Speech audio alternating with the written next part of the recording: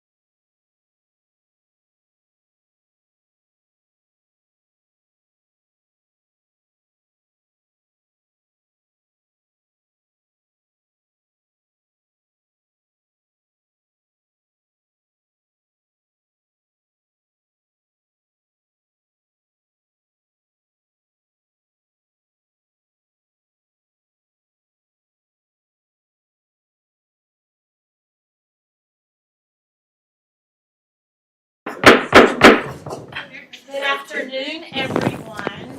We're going to be punctual. Merry Christmas, Happy New Year, Happy Hanukkah, Happy Kwanzaa, just happy. What are those called? They're not azaleas. The poinsettias are a little thing from me, so y'all enjoy those. We're going to call this meeting to order. We're going to start with the Pledge of Allegiance, and who has the honor of doing Invocation? Who? Okay.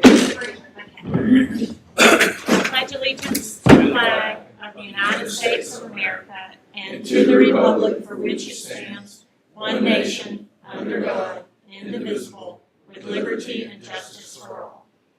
Councilwoman Frazier? Certainly.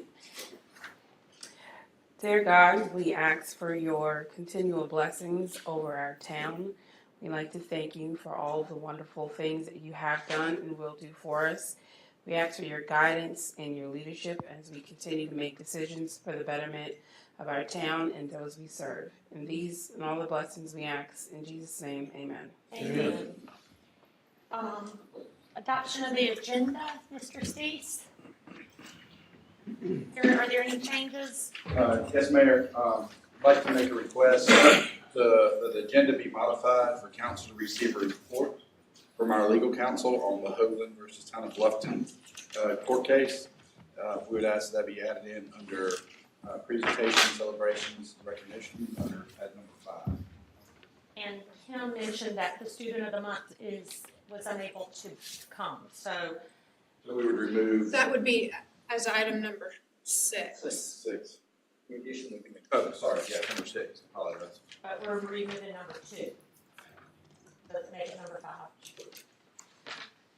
If we understand it, okay. So there's a removal of under presentations number 2, which is Beaufort County School District Character Student of the Month. I'm sure we'll have them here next month, and the addition of from our legal counsel on the recent lawsuit of Hoagland versus Town of Bluffton. Any other changes? No, ma'am. And none other. Is there a motion to accept the adoption of that agenda? So moved. Is there a second? Second. Any discussion? All in favor, say by saying aye. Aye. Aye. That's unanimous, and all of council is present. We are going into executive session early so we can be ready for as close to 5 o'clock as possible to start our council meeting. So is there a motion to go into executive session for personnel matters regarding town council appointments of boards, committees, and commissions? That's FOIA Act 3470A1, and personnel matters relating to the town manager review, and that's FOIA 3470A2. So moved. Is there a second? Second. Any discussion? All in favor, say by saying aye. Aye. Opposed? That's unanimous. We will have action from executive session on the boards, and we will go back in here and should be back as close to 5 as we can do.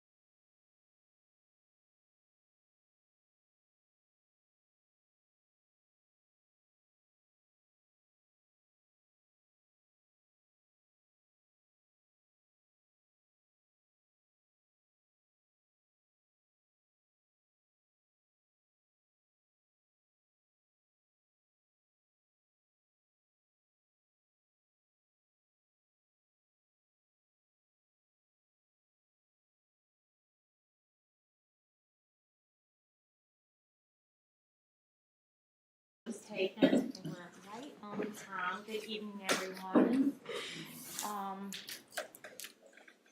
We have one name, We have a form, but can we do the one? it says Larry Wilson. Okay. Well, that's three of us. Okay. Three? Yeah. Okay, I'll let Stephen introduce it. It is, action out of executive session, and it's regarding boards, commissions, and committees. Is there a motion to appoint Will Gunther to, Historic Preservation Commission? So moved. Is there a second? Second. Any discussion? All in favor, state by saying aye. Aye. Opposed? That's unanimous. We will start promptly at 5. So thank y'all for being here.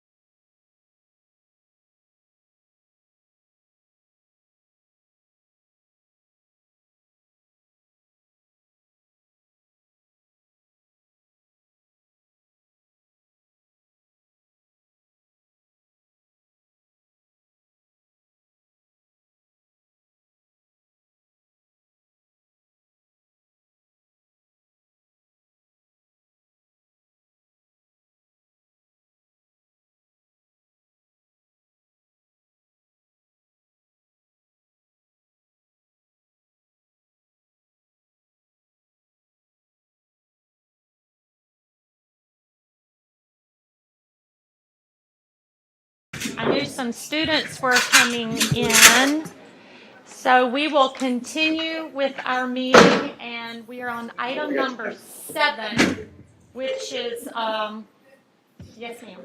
Thank you. Adoption of the minutes. We've had 2 meetings. We had a regular meeting of November 8th, if you've had a chance to look at your minutes. If so, are there changes? If none, is there a motion? No changes, Mayor, except for the ones that we previously made. Oh, we're in the minutes. Oh, the minutes, oh, sorry. Yes, that's okay. Is there a motion to accept the minutes of November 8th? So moved. Is there a second? Second. Any discussion? All in favor, say by saying aye. Aye. Opposed? That's unanimous. We had a special meeting on November 29th. Again, were there any edits that y'all saw that need to be made? If not, is there a motion to accept? So moved. Is there a second? Any discussion? All in favor, state by saying aye. Aye. Any opposed? That's unanimous. Now we're on to presentations, recognitions, and celebrations. And I see a lot of young people here, so we're going to get on with our presentations for Christmas parade winners. How many of you went to the Christmas parade? Everyone, thank you very much. It was amazing. We have 3 awards. So the first one is, gosh, I'd like to do the last, but they were awesome. But best performance. Where's Sharon Brown? She was just in here. She was one of our judges. For best performance is Battery Creek Marching Band. So,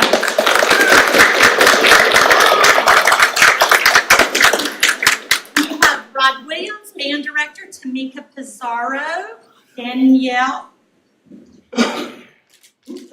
flag and dancer coach, Edith Moody, band booster, and 4 students shall come on. Sharon was one of our judges. She was up on the platform dancing as much as I was. Y'all were awesome, and you're a repeat winner. So, come on, you gotta get in here. Edie, come on in here. We'll take your picture. We'll get your picture, honey. on your phone? So, best performance, give it to the kids. Sorry, you grown-ups. You were awesome. So, congratulations, best performance, and they have been here before, and I expect them to be here again. So, congratulations, and thank you for participating. Thank you.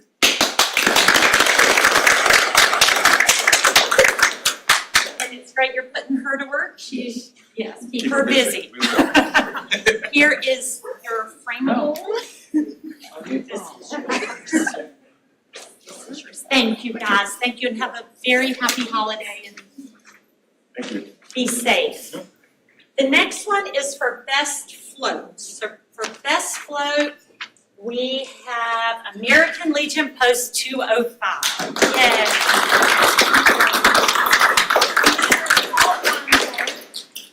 And best float, and it was awesome, and we just are so appreciative of your partnership as well with so much that we do, and congratulations. Thank you so much. Thank you. There, and here is your. Oh, the best one here. Finally, our other award was for State of Mind Award. And the Bluffton State of Mind Award goes to Hidden Treasures Golf Cart Tours. And that's Nate Pringle, Ray Pringle. Is Kate here? Oh, I heard Kate wasn't feeling too good, so stand over there. With the hammer house. We don't love germs this holiday season. Congratulations. That is wonderful.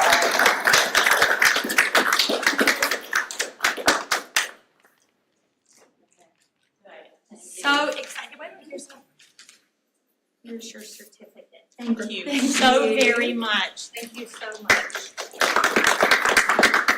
While I'm up here, if you don't mind, can I do the proclamation since I'm down here? Who are the 2 young people? I have it written down here and I lost it. From Hilton Head Christian Academy, Jillian Jillian and and Rose. Rosa. Is it Rosa? So we have Jillian Campanella, and from Bluffton High School, Rose, you're gonna have to tell me your last name. Macias. Macias. Thank you, ladies. Let's just stand here and read this together. So this is National Impaired Distracted Driving Prevention Month, and y'all have been very good partners with our Let's See 43, so it's quite appropriate. And I'm so happy I can read this for y'all. Whereas during December, driving on our roadways can be a dangerous time. And whereas 2 of the most celebrated days of the year are Christmas Eve and New Year's Eve, are the most deadly, which is why December has been recognized as National Impaired Driving Prevention Month by every president since 1981. Whereas alcohol and other drugs, including opioids, marijuana, prescription and over-the-counter medicines, can impair driving and lack of experience. Speeding, use of cell phones, and texting are some of the distractions that can affect the ability to drive. Whereas the Low Country Alliance for Healthy Youth and Teens for Healthy Youth are working to raise awareness on the dangers of impaired and distracted driving. Whereas the Low Country Alliance for Healthy Youth and Teens for Healthy Youth share our appreciation and support for the Town of Bluffton's Let's See 43 campaign, which aims to prevent impaired and distracted driving. Whereas Low Country Alliance for Healthy Youth Coalition and Teens for Healthy Youth call upon the Town of Bluffton to proclaim December 2022 as National Impaired Distracted Driving Prevention Month in the Town of Bluffton. Now therefore, I, Lisa Sulka, Mayor of the Town of Bluffton, and all of Town Council, and all of the Town of Bluffton, do hereby proclaim December 2022 as National Impaired Distracting Driving Month in the Town of Bluffton and urge all citizens to take an active fight against impaired and distracted driving during the holidays and throughout the coming year. Y'all are wonderful for taking this on. We're going to get a picture, and if you want to say something afterwards, you can. Thank you. You have anything to say? I wrote up a nice little speech, but that was a lot, so. It's important. Do we need her at the microphone? While she's walking up there, every school in this town has a Teens for Healthy Youth, and I would encourage all of y'all, civic-minded residents, to support them. And it's not just texting in December, is it? No. How many of us saw someone texting today? We all did. So the floor is yours, dear. Thank you. Can y'all hear me? They'll be able to hear you. Good evening. As youth representatives to the Low Country Alliance for Healthy Youth, Community Board, and Teens for Healthy Youth members, we are honored to accept this proclamation proclaiming December as National Impaired and Distracted Driving Prevention Month in the town of Bluffton.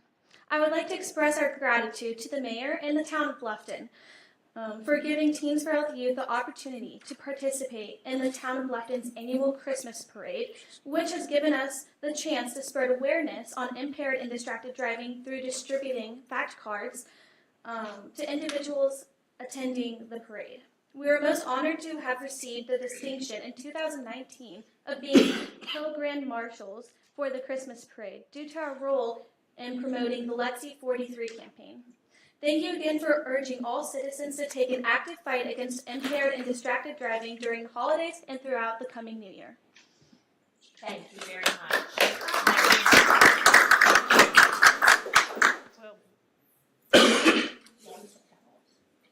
The weighted three? Thank you very much. We're moving on. We had removed the student of the month. They're unable to come. That was number 2. So we flip-flopped 3 and 4, and now we have presentation for the Historic Bluffton Foundation, Ms. Kate Creech. You have more than 3 minutes when you're on the agenda, but you don't have to use anymore. Here's another practice. I'm trying to keep it to 5 minutes.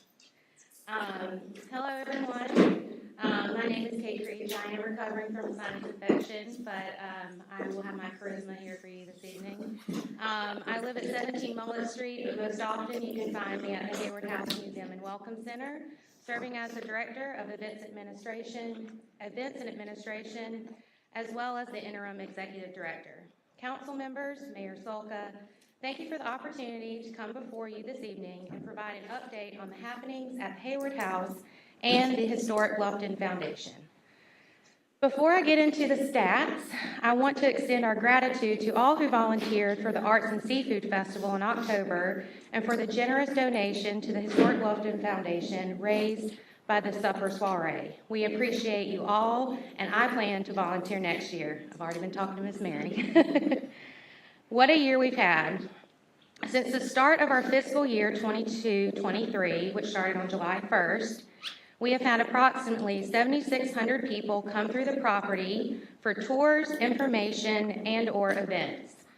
Based on current projections, we are confident we will surpass our goal of 15,000 POPs, or people on property, with ease by the end of our fiscal year, which ends June 30th of 2023.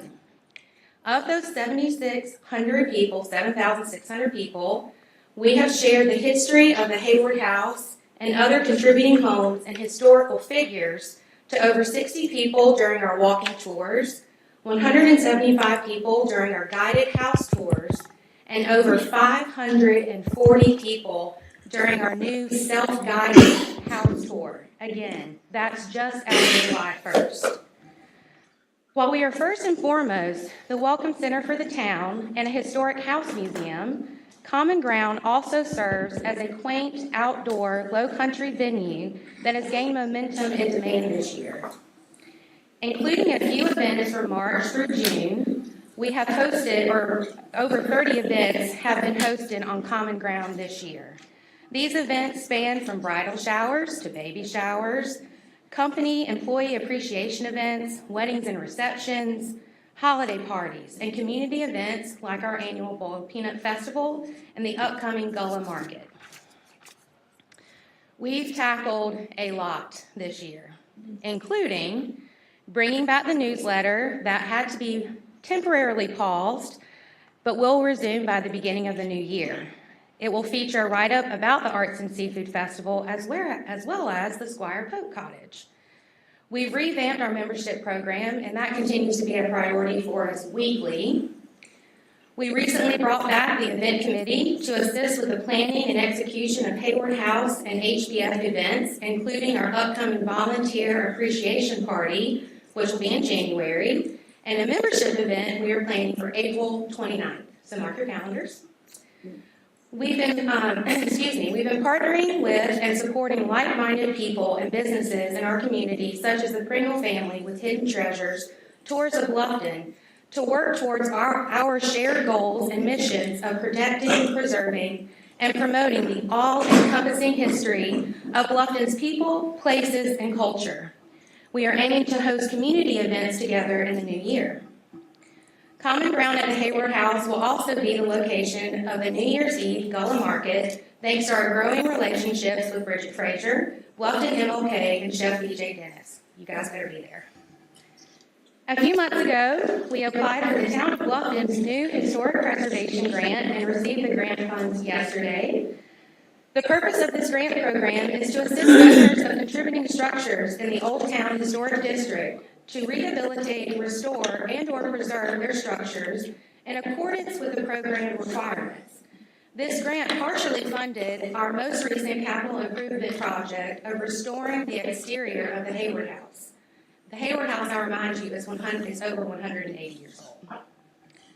Along with the town grant, we were able to apply ATAX funding specified in our approved budget for capital improvements, as well as the generous donations from Steve and Marilyn Thomas, Hilton Head Glass, and Benjamin Moore. Also, a huge thank you to Glenn, the town's historic preservationist, for his guidance during the process of completing the grant and completing the actual work to restore the exterior of the Hayward House. Excuse me. In November, I completed an application for a legislative grant with the state of South Carolina's Parks, Recreation, and Tourism Department. I'm very excited to say that our application has been approved. The funds are available.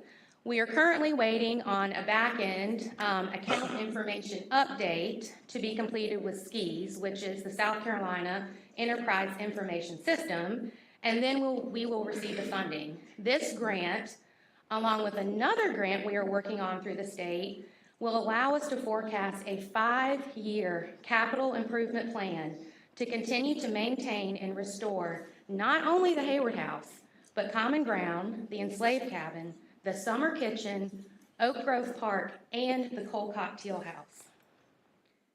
Having never worked for a nonprofit before, I must say I have learned more in the past year. Tomorrow's my official 1-year anniversary.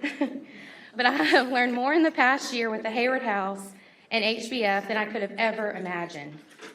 Some people like to use the term trial by fire. I say it's been an incredibly humbling journey and a wildly educational ride.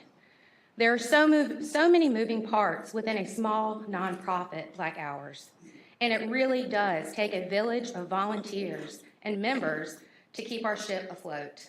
Not only that, but embracing our community and harvesting new relationships with like-minded individuals and businesses is important so we can all grow together, work together, and push on for an inspiring and educational future that celebrates the history of our beloved Bluffton.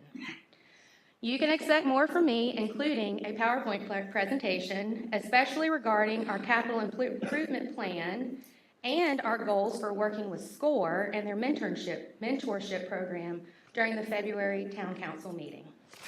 Any questions? Any questions of Kate? Good job. Very good. And it doesn't have to be, I think quarterly could work, you know? That's what I was thinking for an actual presentation quarterly. And then I'll bother you guys with public comments in between. We'll give you the 3 minutes. Thank you so much. Good, thank you, Kate. Next is the annual update from Bluffton Police Department's mental advocate, Hannah Anderson. So Hannah, welcome to Bluffton Town Council, and we're excited to see what you've been up to. A year? Yes, 1 year as of November 8th. Okay, Kate, you and Hannah have the same almost anniversary. So, okay, thank you, Hannah. Floor is yours. All right, so I'm just here to update you kind of on what I've been doing for the past year and the direction that I would like to go with the program that we have. I just want to make sure they can hear you. Joe, you'd let me know if you can't hear her, right? I can't hear her very well. You can or cannot? Cannot. Okay, you could, with the microphone, you can just get into that microphone hand. Okay. So first I wanted to kind of start out with what I've been doing at the police department itself. And then I wanted to move on to like kind of what I've done in the community as far as like local publications that I've been featured in, and end with like recommendations and like things that I would like to do for the future. So within my first 30 days on the job, I started ride-alongs with our officers at the police department and doing follow-ups on mental health calls. I also created a documentation process for my follow-ups, and I wrote the standard operating procedure for my position. I also shadowed the Savannah Police Department's Behavioral Health Unit and the Richland County Sheriff's Office Crisis Intervention Team. I became certified in mental health first aid, CIT, and I became a CIT coordinator as well. Within the first 6 months on the job, I really started to network and attend meetings with local resources. I created a contact list based off of these people, of our local mental health providers, and I also created a list of all of our local mental health facilities along with their specialties, which helps me when I'm referring people to resources. I began attending monthly Zoom calls with local resources, a couple different organizations. I attended officer resiliency training that we had at our police department, and I also attended a spouse support group meeting. I also conducted a training with the officers, just giving them basic information on mental health. And I also assisted Beaufort County's Public Safety Department on creating and interviewing for a mental health position similar to mine.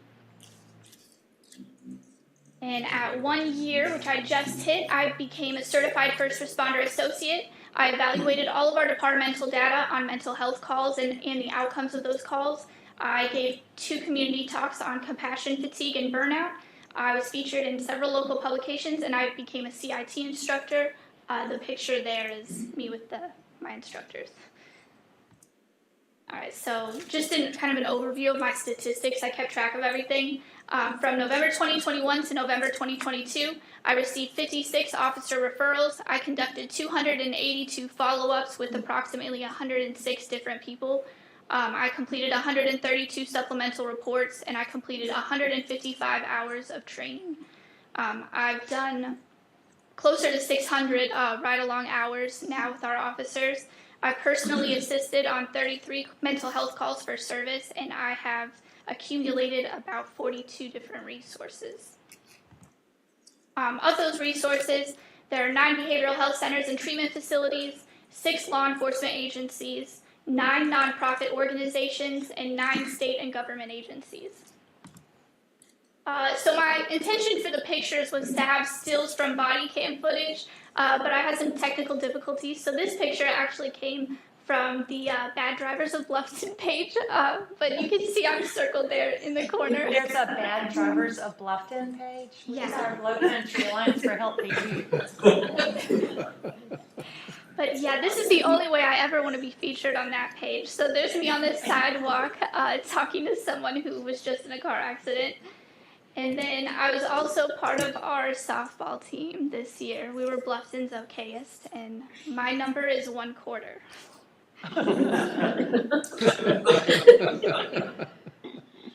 All right, so community and publications, I said before that I gave 2 talks on burnout and compassion fatigue. I discussed how to identify both of them and coping strategies for each, and I gave these talks at the Montage, at their Lunch and Learn series for their employees, and I also gave the same talk at the Sea Pines Resort during their Health and Wellness Week for their employees. These are things that I've been featured in.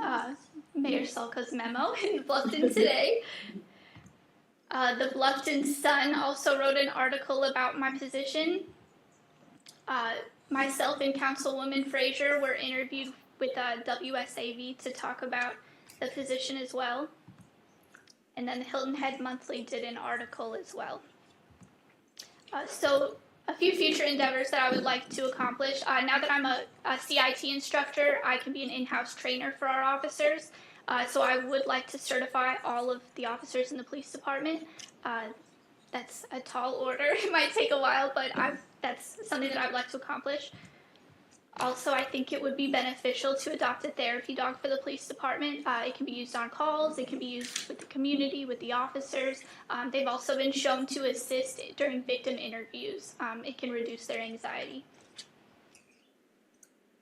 Also, I think that a peer support position would be nice. The Ruderman report has really brought awareness to the mental health struggles that all first responders face, and our police department has even lost one of their own to suicide, so I believe that a peer support position would be very beneficial to the officers.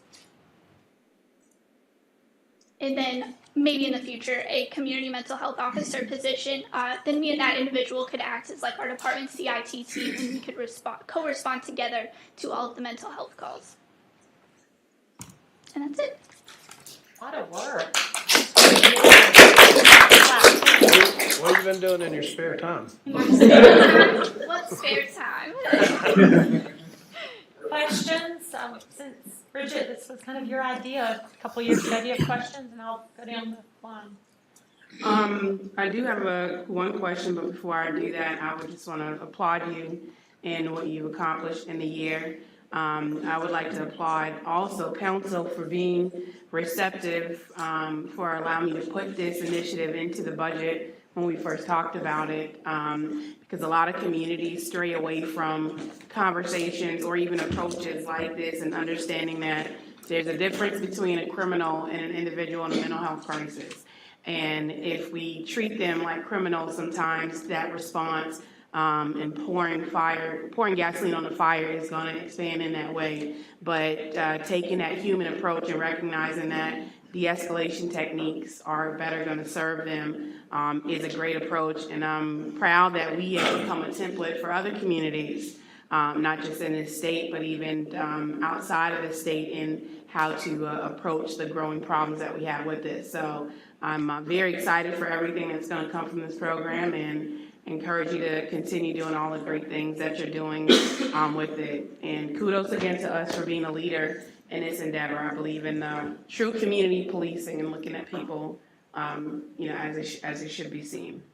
My one question is, I see the outreach that you've done and going along with the ride-alongs and everything else. I would be interested in seeing your thoughts on also merging with the SROs, particularly the ones in our jurisdiction who are in local schools, and some of the things that they deal with students, knowing that most schools do not have a psychologist who's on full-time, and more so just doing like IEP testing and stuff now. How can we partner with them to kind of give them support too for students who are also suffering with mental health issues? Okay, that's definitely something that I would like to look towards in the future, because the SROs are starting to ask me more questions or bring more people to their attention. And some of the schools do have school counselors, so I don't want to step on any toes, but I would love to have that relationship with them where we can collaborate to help kids.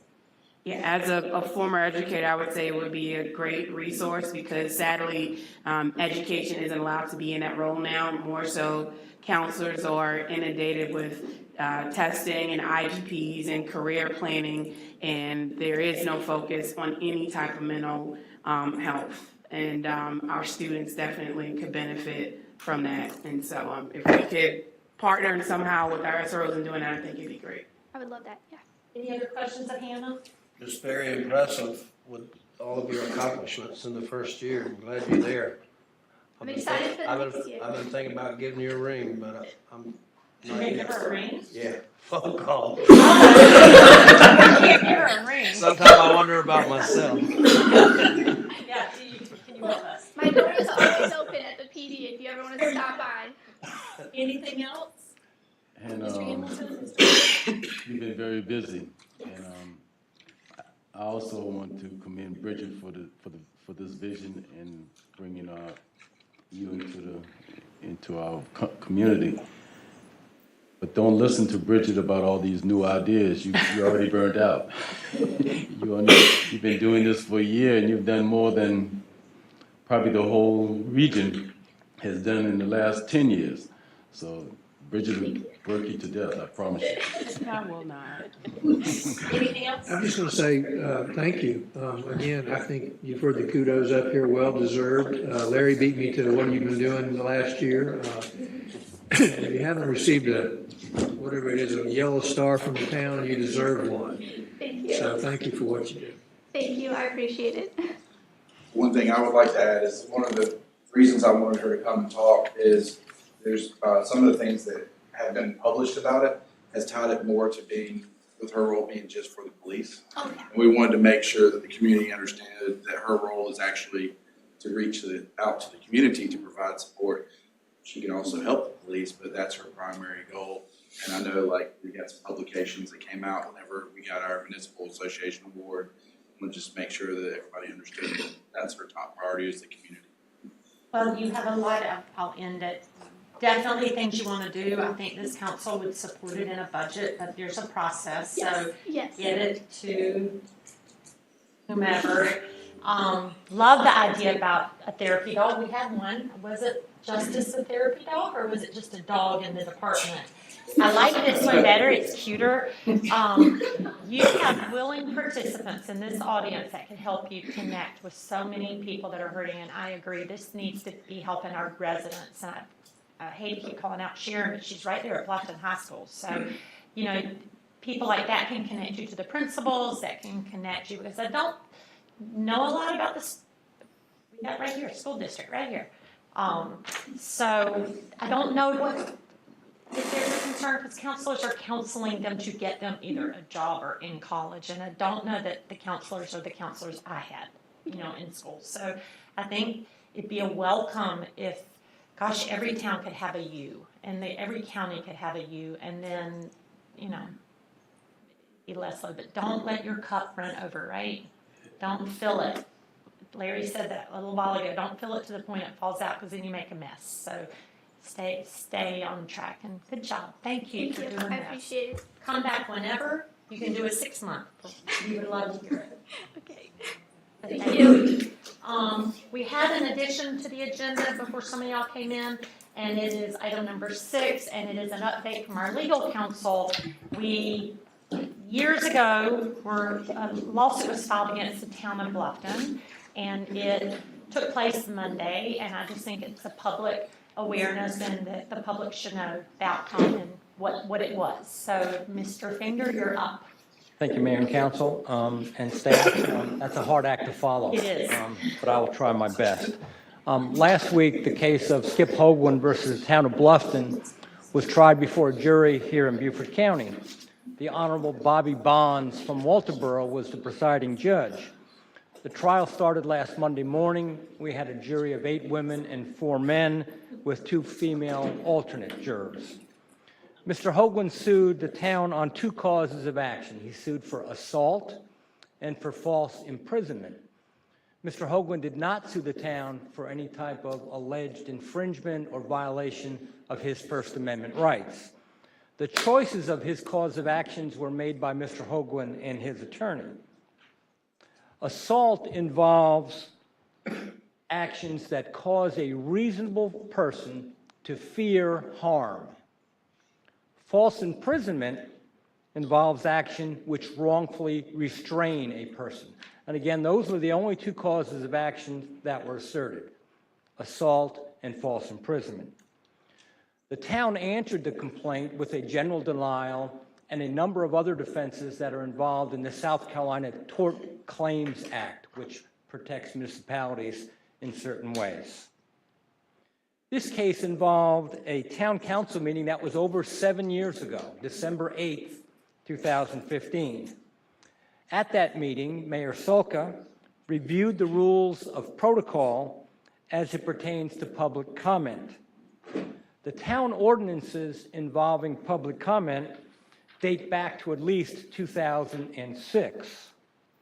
The 2006 amendments at the time allow town council to adopt reasonable rules and regulations and protocol for public comment. Reasonable rules were in fact adopted by this council.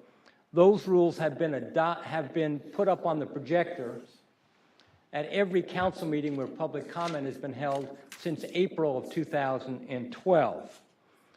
The rules are reviewed by Mayor Sulka at the beginning of every public comment. Each of you have heard them. Anybody who's a long-time attender of our meetings has heard them. She went through that and did announce them on the night in question. We did have an audio that was played during the course of this trial, probably 8 or 9 times, and in that audio it is crystal clear that our rules were up on the board and they were set forth by Mayor Sulka. Your rules essentially state that a person must be respectful during public comment. On the night in question, Mayor Sulka ruled that Mr. Hoagland was being disrespectful when he verbally attacked our town manager. She ceased his public comment and he was escorted out of the chambers. We were back in the old auditorium at the time. We were not here. He was escorted out of chambers by Officers Manning and Carmody. There was absolutely no physical altercation. Mr. Hoagland was not arrested, nor was he charged with any criminal activity of any sort. At the trial, Mr. Hoagland called as his witnesses our retired police officer Carmody, Mayor Sulka, and himself. The town called Mark Orlando, former police chief Joe Manning, and me. I testified. It's weird for a trial attorney to be a witness as opposed to asking questions. I had to answer questions. Officer Manning appeared by video deposition, and the remaining witnesses all appeared live. The mayor, town manager, and I were present through the whole trial, and Mr. Toomer joined us on Thursday. The primary issues in this case were whether Hoagland was disrespectful. Did the mayor have the right to determine if he was disrespectful and terminate his right to continue talking?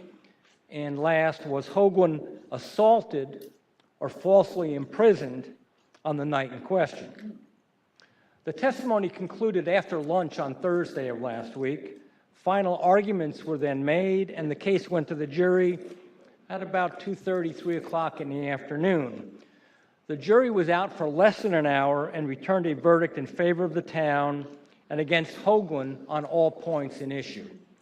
The jury verdict form was filed with the court last Thursday, December 8th at 4:39 p.m., and the verdict form is as follows. 1, has the plaintiff, Mr. Hoagland, met the burden of proof by the greater weight or preponderance of the evidence that the defendant, town of Hilton Head, assaulted him on December 8, 2015?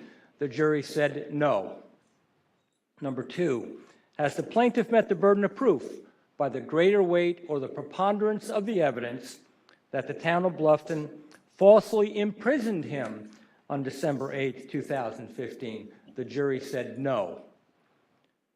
Number 3, the jury said we find for the plaintiff, and number 4, we find against Mr. Hoagland.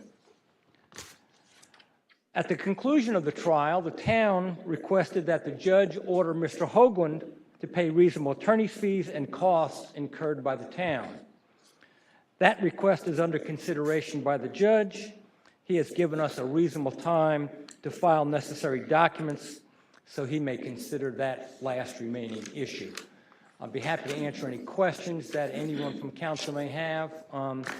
It clearly signals that the rules that you have adopted are, in my legal opinion, and apparently the jury agreed 100% quickly, that your rules are reasonable, that they were implemented correctly on the night in question, and I would urge us to continue to post those rules, read those rules, and continue to move forward. So any questions from council? Any questions? One. Yes, sir. Good. Yes. And for those in the audience, we've had to endure this for 7 years, listening to the same story over and over. How many lawsuits has Mr. Hoagland lost? Bear with me a second, this was part of my testimony last week. I can't remember what you said the other day. He sued the town of or the council members in the town of Hilton Head back in 2017. That lawsuit was dismissed without a trial. The judge granted summary judgment. It was removed from state court to federal court, and Judge Gergel dismissed that first lawsuit against the town of Hilton Head. Second lawsuit was Hoagland versus the Chamber of Commerce. That lawsuit was filed in 2017, and it was dismissed without a trial on legal grounds, just like the first one was, saying he had no right to recover. That was dismissed by Judge Lawton McIntosh.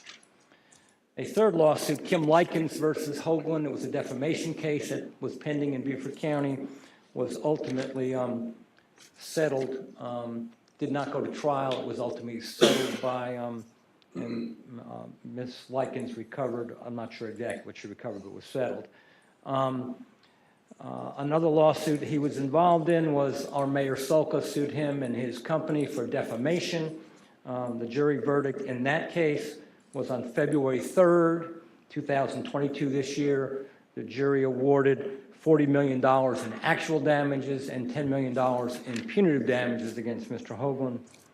They haven't been, let's make sure. They're not been called. There, I am informed, I'm reasonably informed that Mr. Hoagland has not paid a dime on that $50 million at this point in time. It has not been appealed. Let me know when that comes to fruition. Her seat is empty, Fred. I think our point sentence would be. Another lawsuit, Domains New Media Company, which is Mr. Hoagland's company, versus Hilton Head Bluffton Chamber of Commerce. It was a FOIA request. The South Carolina Supreme Court ruled against Mr. Hoagland on that. He alleged that the Hilton Head Bluffton Chamber of Commerce was subject to FOIA. Our South Carolina Supreme Court said they are not. Among other interesting things, Mr. Hoagland testified that our South Carolina Supreme Court must be corrupted to reach such a ruling. Lastly, Mr. Hoagland versus Mayor John Tecklenburg in the city of Charleston and the Charleston Police Department for a similar instance where he was told he could no longer speak at public comment by Mayor Tecklenburg. And that case was filed in 2018, and that was also dismissed by a judge without any trial. I think that adequately answers your question, Mr. Wood. Thank you. Thank you. Any questions? This is a public case. Anyone here, you live in the town, you have access to our town attorney, feel free to follow up with any questions. We are moving on to public comment. And I will tell you this, I want to read this, and I think it's smart to read every month. We support and we encourage public comment. We make decisions based on public comment. We had public comment on an issue that's coming back up before us tonight, and we listened. So it's going to be good public comment. It's criticism. It wasn't the issue with what comes out of your mouth. We want to hear it, and we are here and elected to hear it. But it's a privilege. It's not a right. Governing bodies do not have to have public comment, but this council and every council I've sat with would never think about taking it off, not even when issues come up like this, where it's somewhat abused and civility is somewhat attacked. But we have it, and if we have public comment, their town ordinances allow it, but they're subject to reasonable rules, and you see these every month. So I will read them tonight like I have read every month since 2008. And I had to pull you back in your lane. I've had to say your 3 minutes is up. I've had to say please do address council. Do not direct your comment to staff. But I would never take your comment away from you, nor would this council, unless there's some decision to cause a fuss about our rules. I think they're very reasonable. So you are recognized. You have comments to 3 minutes and observe the following protocols. Address council and in speaking, avoid disrespect to council and any personalities. Confine yourselves to the questions under our jurisdiction. Be mindful and respectful of those who are present. And please address council. Do not address anyone else in the room. That will be another one I think we need to add on to this. So we give our town clerk the microphone and she will call you up. Okay. Jeremiah Orr. Welcome, Mr. Orr. Name and address. I will remind you of that before your 3 minutes starts. Welcome. Thank you. Jeremiah Orr, 21 Trail Ridge Retreat. I do appreciate the opportunity for the public comment. This won't be near as exciting as the gentleman he was just discussing, I promise. Yes, it will. My name is Jeremiah Orr, and I'm on the Midpoint HOA board, and I'm speaking for the Midpoint HOA board tonight. Our president, Michelle, could not be here. She's out of town this week. If the town council decides to approve Pulte's amendment to the Midpoint Master Plan, the Midpoint HOA would like to request that the town council approve the amendment to the master plan with the following conditions. Pulte construct the second access point road before any clearing starts on the Pulte property, and all Pulte construction traffic, including all equipment for clearing the Pulte property, all Pulte employees, all Pulte subcontractors, and all deliveries of materials and equipment for the benefit of Pulte for the construction of the property must use the second access road. 2, Pulte not build any homes or sales center on the sliver of land on Midpoint Boulevard that exists within the original footprint of the Midpoint Phase 1. All of Pulte's homes and the sales centers must be behind the agreed on tree buffer as shown on Pulte's plan document. 3, the existing tree buffer on Midpoint Boulevard, Lagoon, and Springbrook Trail remain as established and underbrush not be removed or clear cut as revised on the Pulte amended master plan. And then 4, no gates on Midpoint Boulevard or into the new Pulte subdivision on Midpoint Boulevard. Thank you. Thank you. Do you have that? Can you send me a copy of that Or give it to her. We did receive an email. Was that comparable to what? It should almost read as the email. Okay. not get the Jim Lawton. Thank you. Thank you, sir. I just want to make sure we have that. Name and address, sir.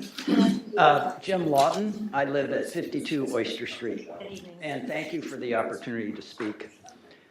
On November 23rd, 1998, Palmetto Bluff came into the town of Bluffton. Some have said that the town got absorbed into Palmetto Bluff. Nevertheless, the municipality of Bluffton now stands at 54 square miles, 54 times the size it was on that November day in 98. What I'd like to bring up to council today regarding the final reading of the amendments to the Palmetto Bluff Development Agreement and Concept Plan has to do with capacity. There are, and I suspect there will always be, differences of opinion about what is enough. Developers have their view, environmentalists have another, and residents who can find themselves at the same time wishing for more town services and griping about all the darn traffic, a more complicated view.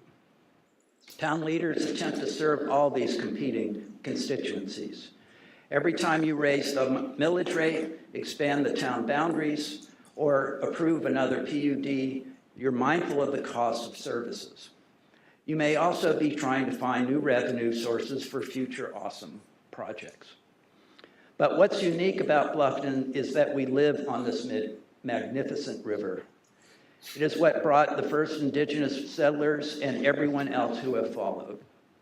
We are currently building a town into a city at this river's edge. We know as the roofs go up, the runoff goes down. Additional vehicles and the chemical waste that from them onto the highway goes down. The garbage and the sewage always go down. What a dollar can buy goes down. What does South Street Partners need for their marina complex? Palmetto Bluff is the town of Bluffton. So the question comes to you, what does the town need for this marina?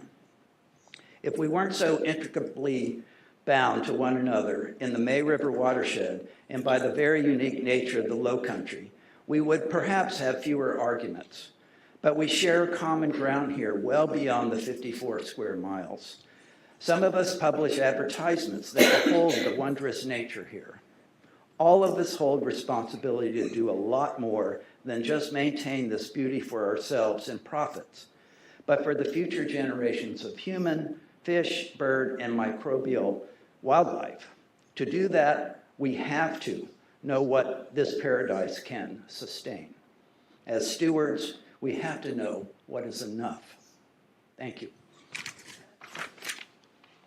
Sharon Brown. I'm going to say happy holidays before I get up there before my time starts. Happy holidays, everybody. Say your name and address quick. Sharon Brown, 163 Buck Island Road. I'm always coming to you guys talking about the mission statement, the vision statement of Bluffton. Okay, so I am here to represent my neighborhood. So my neighborhood is what? Predominantly what? Okay, those are the people that I'm representing, okay? So it has become very transparent to me that the town of Bluffton has two sets of ordinance laws, if you will, when it comes to people of color. That we are governed by differently. What is allowed for others is not allowed for people of color. For instance, for manufactured home setup applications on your property, how many dwellings you can have, what you can put on your property, people of color are given a different standards to comply with. You have businesses that set up in residential zones that are not home-based. They are allowed to build decks on their porches, on their trailers, move mobile homes, and nobody gets penalized. Why? I don't know.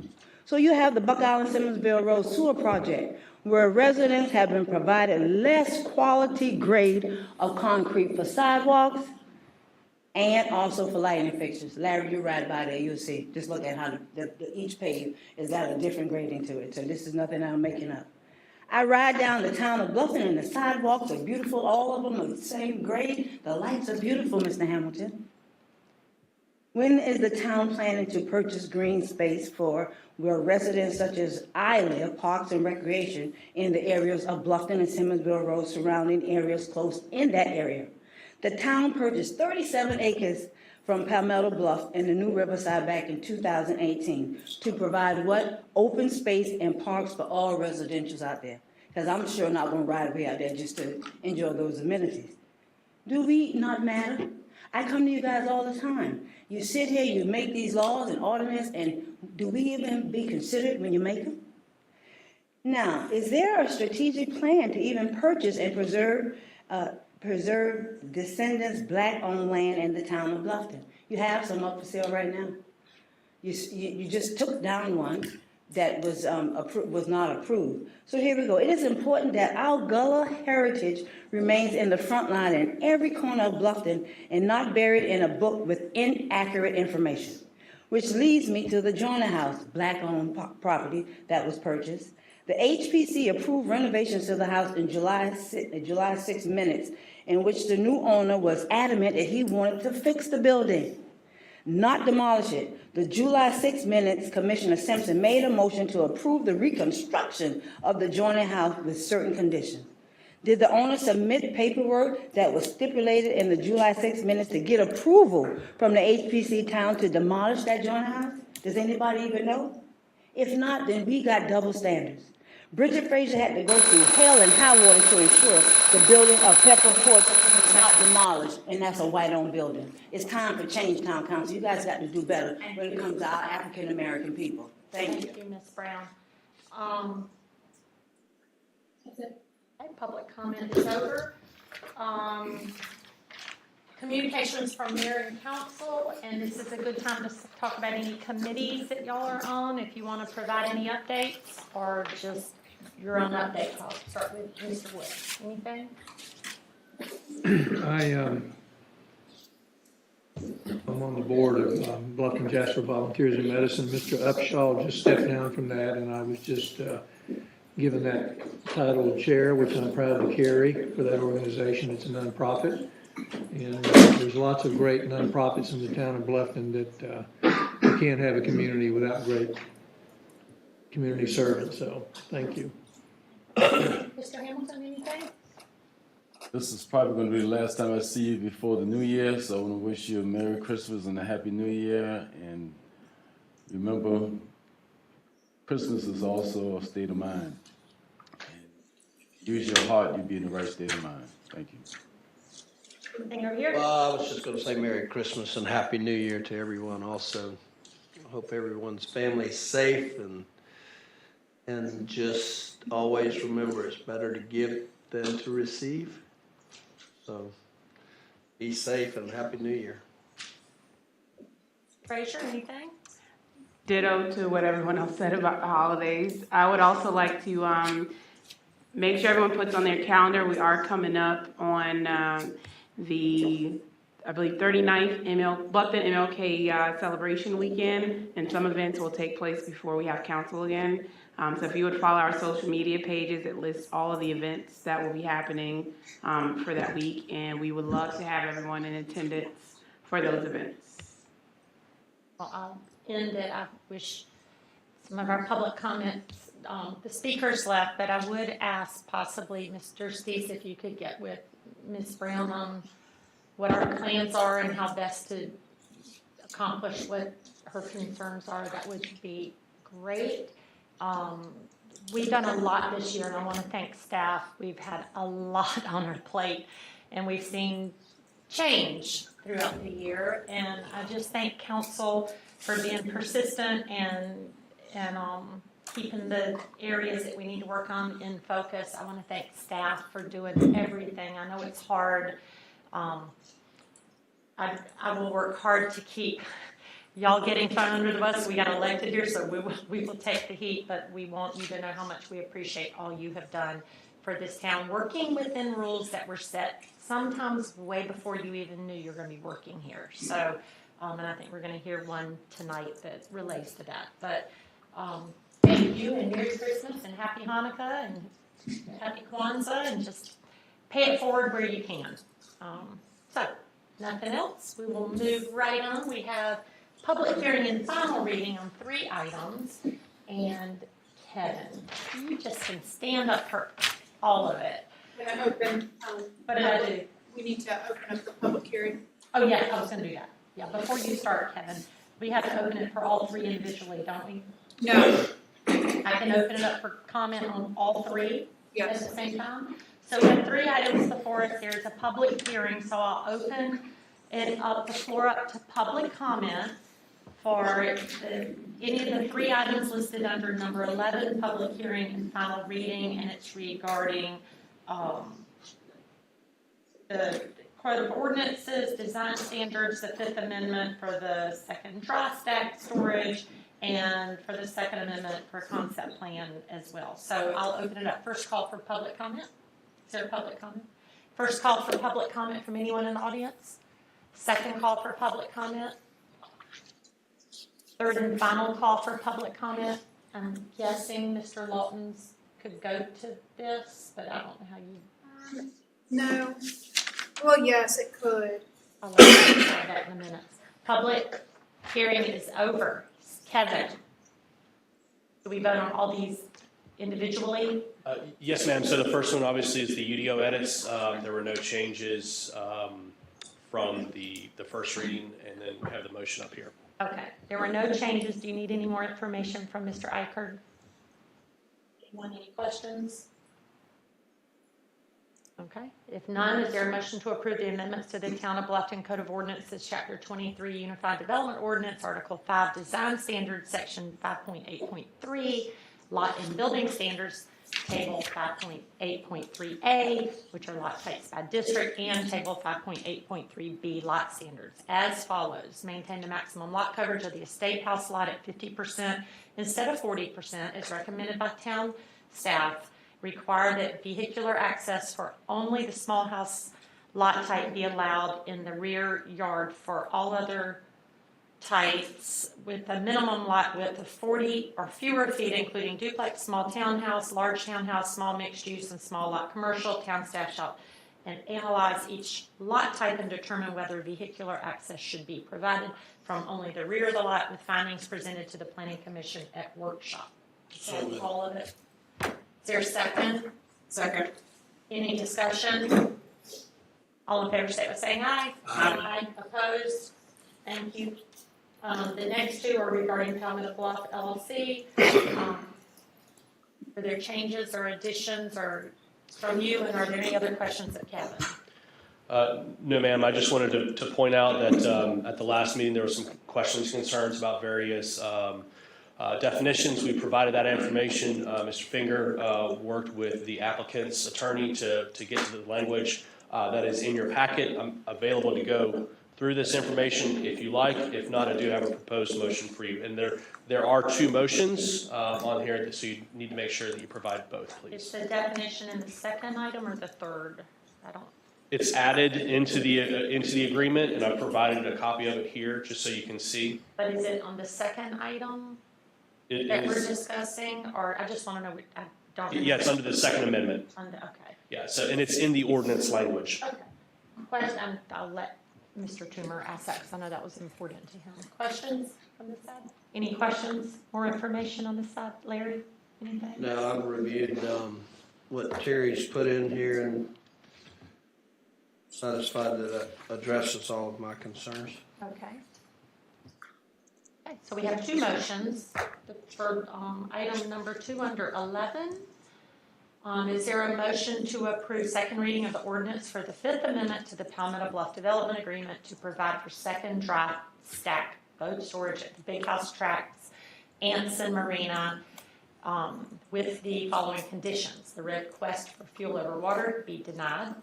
That a second dry stack at Anson Marina in the Big House Track be authorized under the following conditions. The number of wet slips cannot exceed 170, which is the number currently permitted. From the 400 slips authorized under the Second Amendment, this leaves 230 for the dry stack slips. Wet slips may be converted to dry stack slips. 1 wet slip may be converted to 2 dry stack slips. Dry stack slips cannot be converted to wet slips. So moved. Is there a second? Second. Any discussion? All in favor, say by saying aye. Aye. Opposed? That's unanimous. Any questions on item number 3 for Kevin? Okay. Is there a motion on second reading of the ordinance for the Second Amendment to the Palmetto Bluff Concept Plan to provide for a second dry stack boat storage at the Big House Tracks Anson Marina with the following conditions? The request for fuel over water be denied. That a second dry stack at Anson Marina and Big House Track be authorized under the following conditions. The number of wet slips cannot exceed 170, which is the number currently permitted. From the 400 slips authorized under the Second Amendment, this leaves 230 for dry stack slips.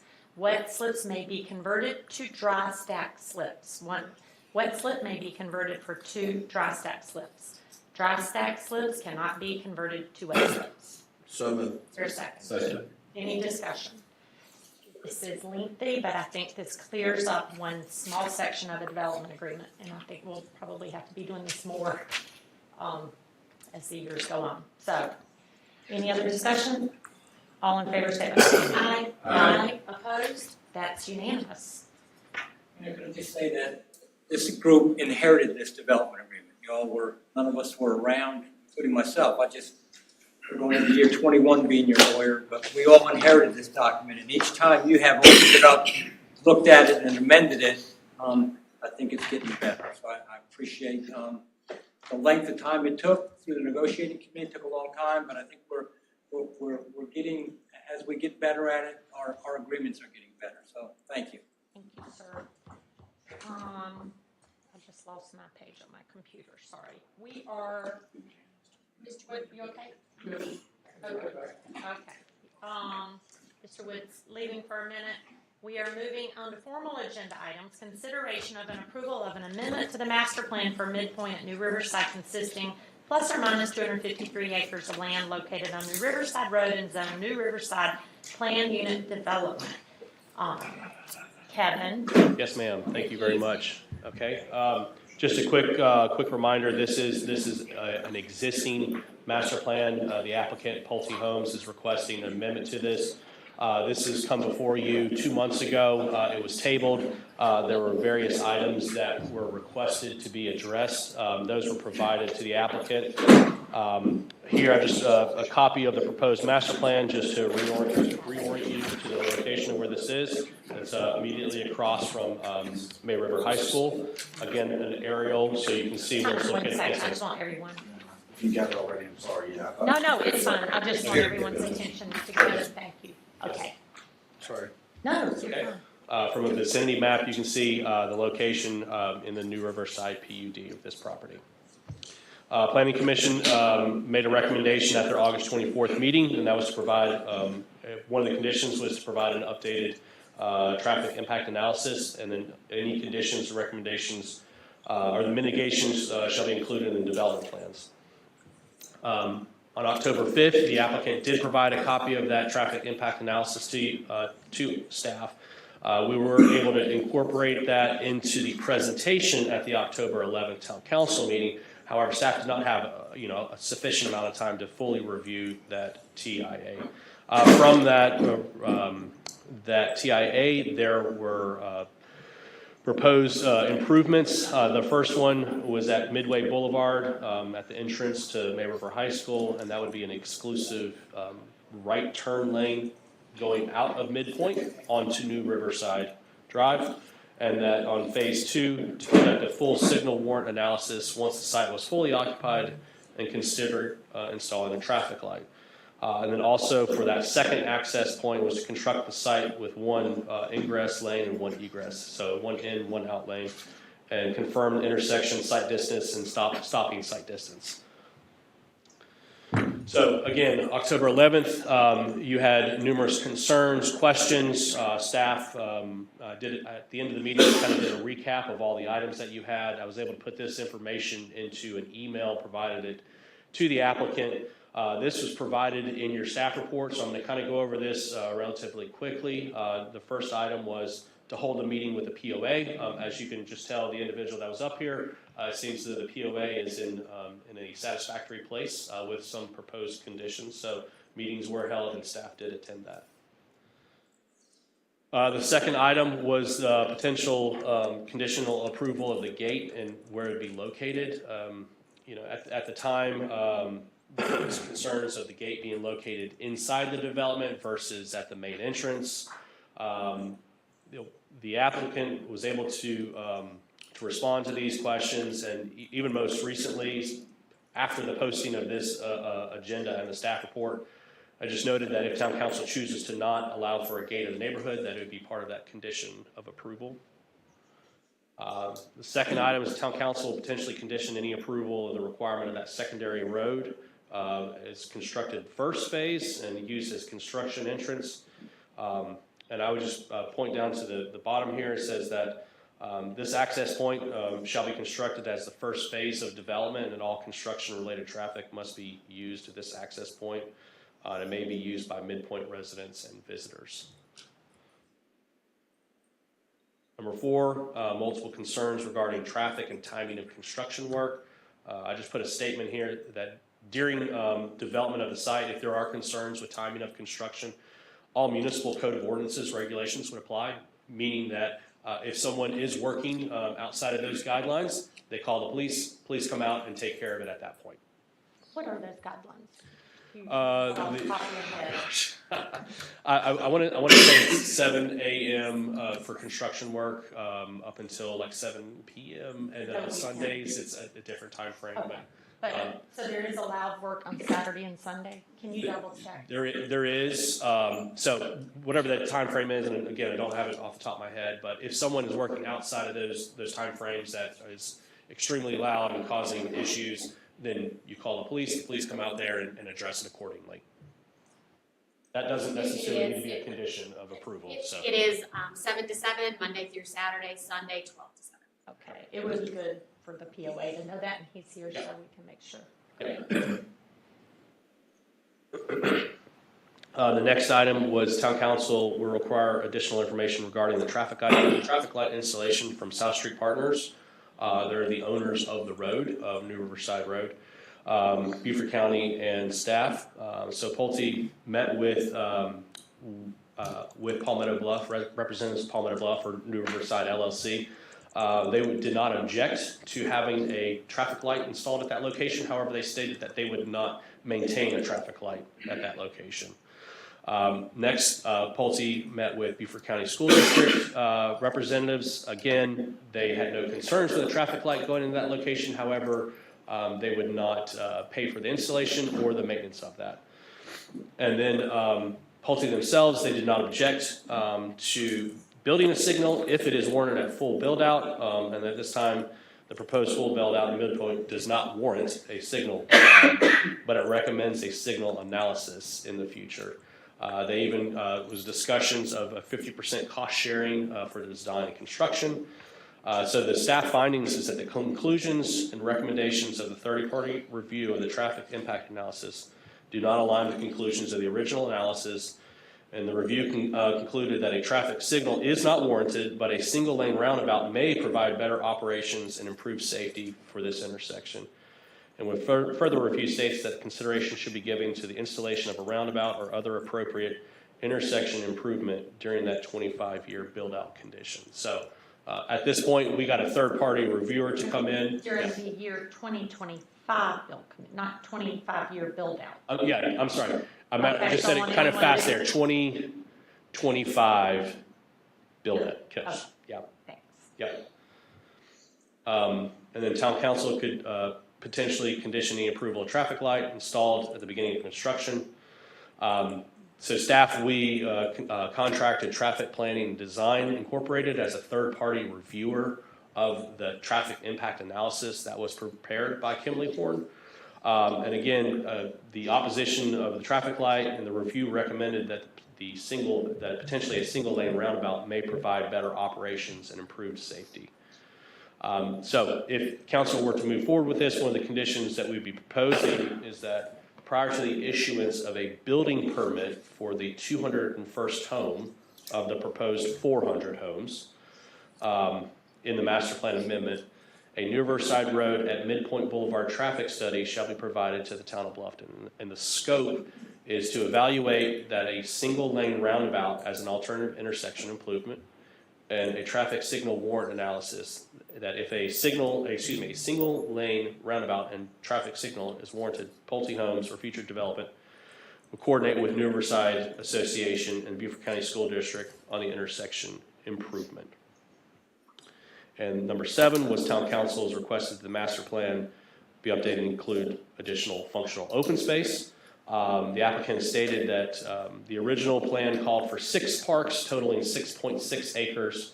They are proposing to have 6.9 acres of active open space.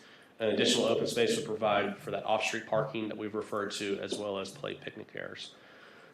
Staff finds that while the applicant has adequately responded to the comment, recommends that these additional spaces that were provided on the master plan, that they were programmed as functional open space as opposed to undisturbed open space.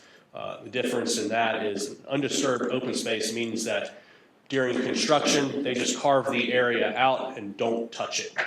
So it could be full of, just scrub brush. It could be full of, anything that, doesn't make it conducive for any kids or family members to be able to actually use the space. So what we're saying is that if you do have these areas as shown on the plans, that any trees in those areas are saved, the significant trees, but that they actually have something functional in that space. So it might be, a manicure, it might be grass, it might be an area for people to actually be able to use, talk about the picnicking or, kids having a place to play, throw a frisbee, kick a ball, you name it, that's the intent, as opposed to just leaving it as undisturbed area. Number 8 is that town council requests the updated tree and topo map that's provided, showing the trees to be saved. They did provide that in your package. Hopefully everyone had an opportunity to see that.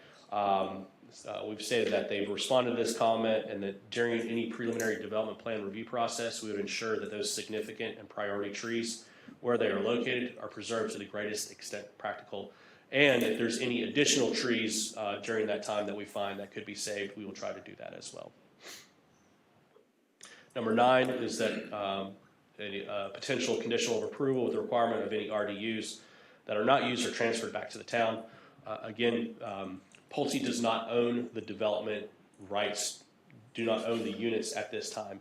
Once they purchase the land, they then purchase the units from the property owner. So they would have an allotment, and any additional units that that property owner has is there. So it's private. They only get what they need.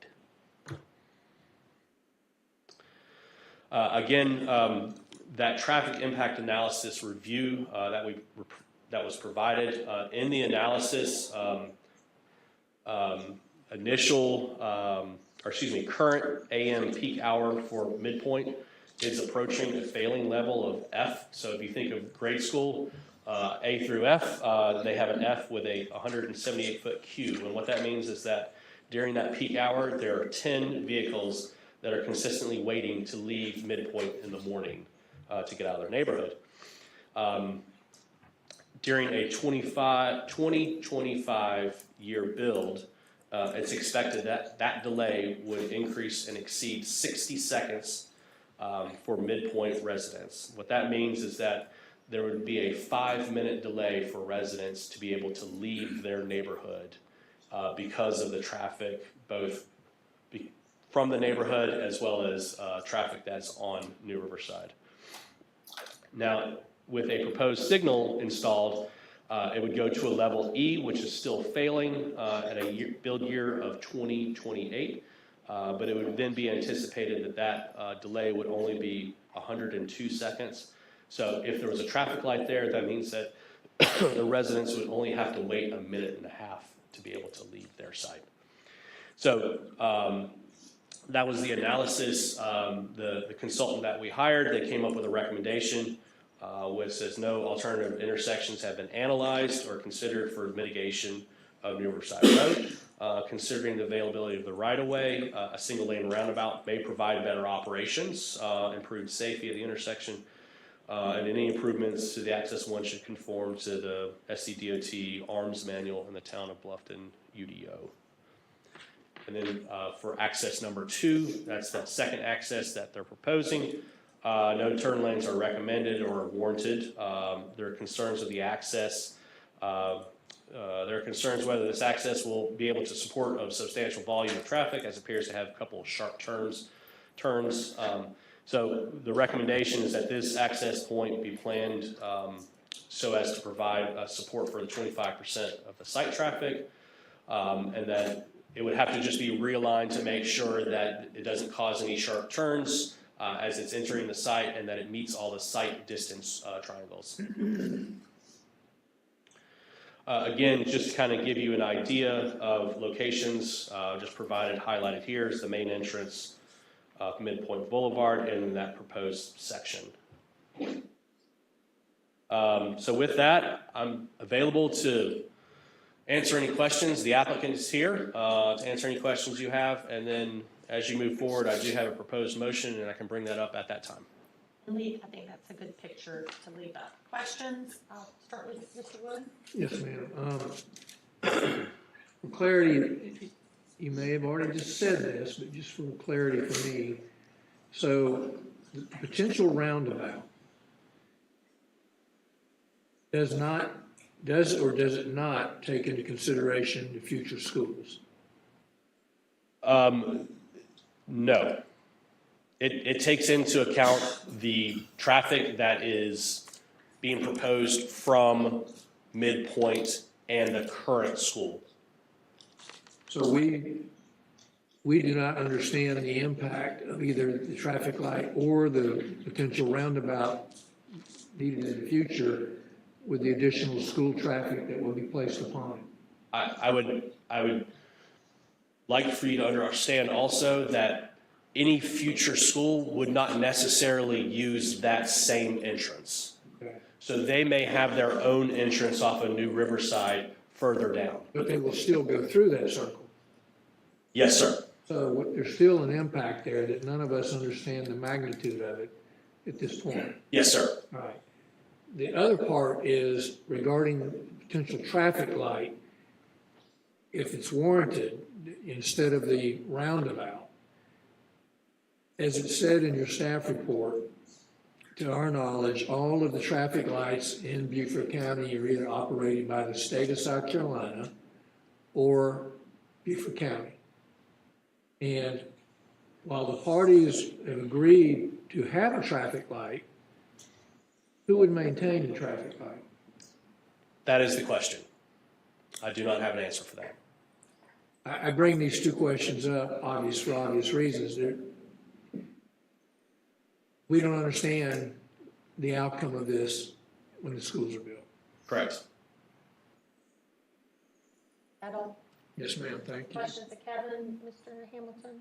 Kevin, who would have the answer? You don't have it, I don't think you should have it, but who would have the answer to the traffic light? Again, the fact that it is a private road owned by one entity, another entity that may be required to install a traffic light on that road, and then you have a public use that is using it, but they also have stated that, you know, they're not in the business for maintaining that. At that point, I'm not sure who would bear that responsibility. I'm not sure I could have said it much better than Kevin with a private road. If it was a state road or a county road, we could tell you specifically who would be responsible for it. But right now, with the school being a concept, maybe at some point in the future, the traffic analysis that's been done did not feel that they needed to put that data into their analysis for us. That's why I think Kevin has suggested, perhaps in his proposed motion, that we demand a second traffic impact analysis at about the 200 building permit. Again, to look at it, see where the school is at that point in time, and see what is required at that point. We're trying to anticipate, but we're not certain what the school will do. We've been led to believe that they may be coming on some other place, not at this intersection. So I wish I could tell you better, but with private roads, it's much more difficult. It also makes it difficult to make a decision on the unknown. Because if we approve something and then we approve this, we're approving it without knowing the impact on the traffic. Even if you did a traffic analysis later on, it's still going to give us a liable party. The proposal is to have a second traffic analysis at some point, not real big distant future, but probably a year, maybe 2 years out. And whatever that analysis is at that point in time, those improvements must be either done or the funding must be escrowed so they can get done. That is a concept that Kevin and I have worked on a little bit to try to anticipate a future traffic issue and make sure that there are sufficient funds available to fix it at that point. Gentleman from Poltech, I'm sorry, sir, I forgot your name. Rob. Seeing that want to answer that question, do you want to answer that?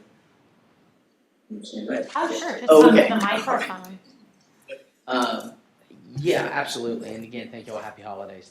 Again, Pulte is, you know, we've had this conversation a couple of times, you know, of course, what the distant future that's going to look like. And part of that conversation, the reason we had it with New Riverside as well as the Beaufort County Schools, was to try to gain some of those answers for, you know, of what that's going to look like. Beaufort County School, I think Kevin was in that meeting with us, that said within the next year that they will have a better understanding of what their expanded campus is going to be looking like. At that point in time, they'll also be required to have a traffic study done as well. So in the interim period there, we are open to continue to like they stated, to review that traffic, provide these analysis. We're even at a point to where we can come up with a cost share agreement where we can put the money into an account, so you know that you do have it there, exactly with what they were saying. So Pulte is all for working with the town to try to mitigate whatever they can come up with, whether it's a roundabout or eventually a traffic signal, and come up with that solution. I personally think that a traffic signal with the Beaufort County School, they probably have a better opportunity getting Beaufort County transportation at that point to maybe oversee a traffic signal, at a further date down the road. But Pulte is willing to put their share into that fund. Is your share that you said you wouldn't mind putting into the pool, is to construct the traffic signal or to maintain it? Let's see, that's a great question. So what Pulte is willing to do, which is a huge value, Pulte will help put the budgets together for it. Pulte will help oversee the construction of it if it's so needed. We'll help guide through the whole process of it, because we do understand, what it will take to get those types of things installed. So yes, Pulte will be able to help mitigate that and handle that. Not maintain, I didn't hear maintain. But the maintenance of it, there's no private entity that maintains traffic signals. It's either going to be a transportation or, sir? You would be gone at some point. Well, eventually, yeah. Eventually we'll be going to some point. That's the reason that, we're going to put the funding in place, because someone's going to have to maintain it. We'll help get it there, but, whether it's Beaufort County, South Carolina DOT, at that point, someone will have to maintain it. Mayor, I have a question while we're on this, to council. Is this no different or similar to what transpired with Hilton Head Christian Academy, in the sense of we're looking at the projections of the future needs of that school coming in, but the school will be required at some point to be able to address those issues of how it's going to impact the traffic as well, instead of the burden solely being placed on the private entity who's also going to be impacting the area. The difference is public road versus a private road, I think. That's correct. I think that is the crux of it. This is a private road, and I hate the people who own the road left. I wish they would have stayed. This was important for them to listen to, but that's what I see as the difference. But yes, similar to Seagrass Station, where they put money in, but that was a public road. That's the difference. I have just one on that same note. Yeah. Right. I'll go back to you. Rob, Yes, I'm going back to Fred's question, because that was one of mine. I heard what you said, that Pulte is more than willing to help do this. I like to know what help is. How many dollars does it mean? You know what I'm saying? Is it the design and the engineering of it? sure. Or is it, if it costs $300,000 to put the light in, is Pulte willing to pay half of it, or 3/4, or all of it? Absolutely. That is just what you said. I like what you said, but I just want that defined. Absolutely, and that's completely understandable. Yes, Pulte is willing, and we had, like I said, when we had this conversation with the county, we're willing to pay 50% of it. So that's a significant portion of that signal, what it would take to be put in. So, again, engineering, that's a huge burden that, as of right now, it's not Midpoint that's going to be tripping it right now. Eventually, what it looks like, it will be the school that will eventually trip what's going to be the traffic through that area. So that'll be a huge burden that will be able to help take off the school and be able to pay our share of that.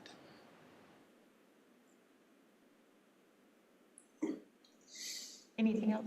Ms. Fraser, did you have another question? I know you asked us a question. Do you have a question? my water real quick. Kevin, I got something that maybe you'll call others. I noticed what you mentioned. I got a couple of questions. So let me go to this, the buffer. The buffer is, I need that. I did that. Is the new tree ordinance that we passed after New Riverside Village was approved, is this development have to abide by those same Yes, ma'am. tree counts? So Yes, ma'am. I know this is not real, I don't know if it's real, but there were some concerns about buffers in between the two communities. So are those trees going to stay there undisturbed? Yes, and unfortunately, this is not the best of images, but There are trees on, we'll call it the northern side of Midpoint Boulevard and the southern side of Midpoint Boulevard. It's a little bit Is better. that a creek? What is that dark line? So this is the road right here. Okay. This entire area was actually cleared at one point about 10 years ago, 10 or 15 years ago. So this is new. This is just new growth over time. But the trees that the POA are referring to is, oh, I just lost my cursor. The trees that are here and here. And based off of the proposed master plan discussions with the applicant, they're not touching those trees. And during the development plan process, we'll make sure that those trees a tree save is put around them and they're not touched. And how many feet is that in depth? I don't know off the top of my head. Anywhere between 80 to 200 feet. I mean, it's a substantial amount of trees in that area. You know, So not like landings in New Riverside Village? not like 25 feet or anything like Okay. that. So it is a substantial amount of trees, and I believe that they're all planted pines at that location. So it's thick growth through that area, and I think that was one of the concerns is they asked for the no underbrushing, just to keep that. So we dictate that, and we Yes. make sure the silt fences are up. Yes, ma'am. Specifically in between, especially where neighbors on their master plans, I'm sure those neighbors saw trees behind them, not 200 acres of trees, but. And it represents it. You can see the area here. I mean, granted, this is just a graphic, but. Is that 200 feet? I don't know that that's 200 feet. Well, yeah. Wait, let Kevin finish, then I'll Yeah, jump off. so, again, is that 200 feet? So how many feet? 20 feet? I'm gonna let, the engineer There you go. answer that one. Okay. So you see where we're looking, just follow the red dotted line at the top and then jump down, because you have, I guess that's the Haven on the other side. Yeah. So, Yes, ma'am. And again, want to bring to the council's notice, the original plan that was approved showed the houses backing all the way up, no buffer areas whatsoever, no tree saves, anything. So with the new plan, we actually extended the buffer area for them and went back and decided to keep the trees. So so that was there, along with along with the trees along the Haven area. Once again, that was a self-imposed buffer that we're placing back along that space as well. So to the dimension question, I don't, off the top of my head, I don't know, but I would venture in the more 20 to 60 foot range, not 200.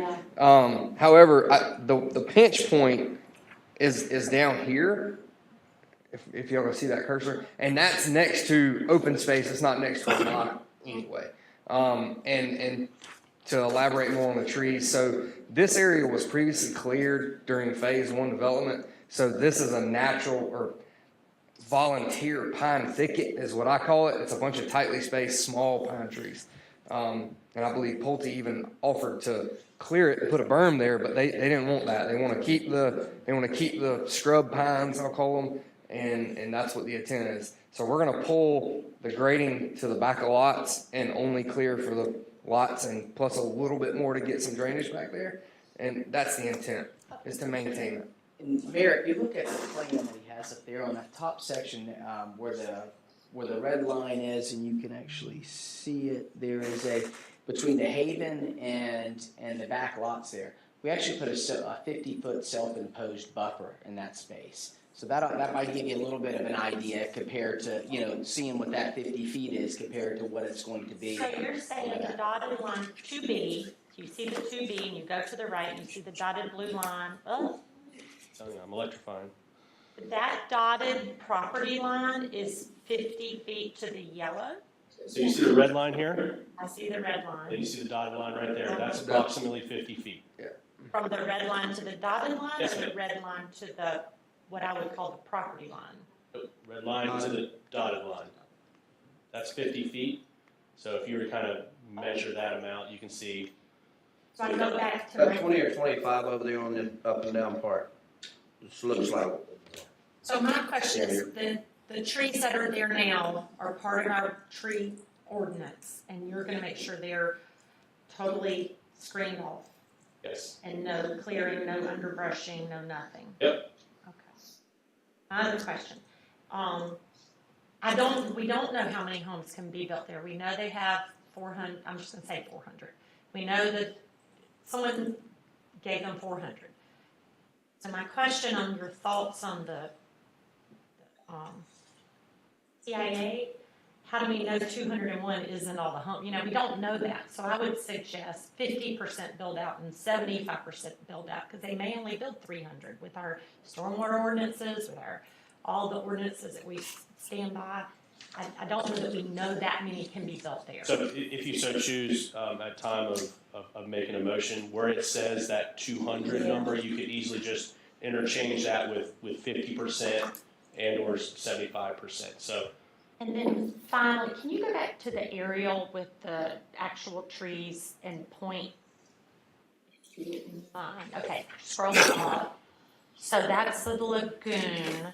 And I just want to ask this because one of the POA did it. So to the back of the lagoon, there seems to be a space that was of concern that a house could be built there.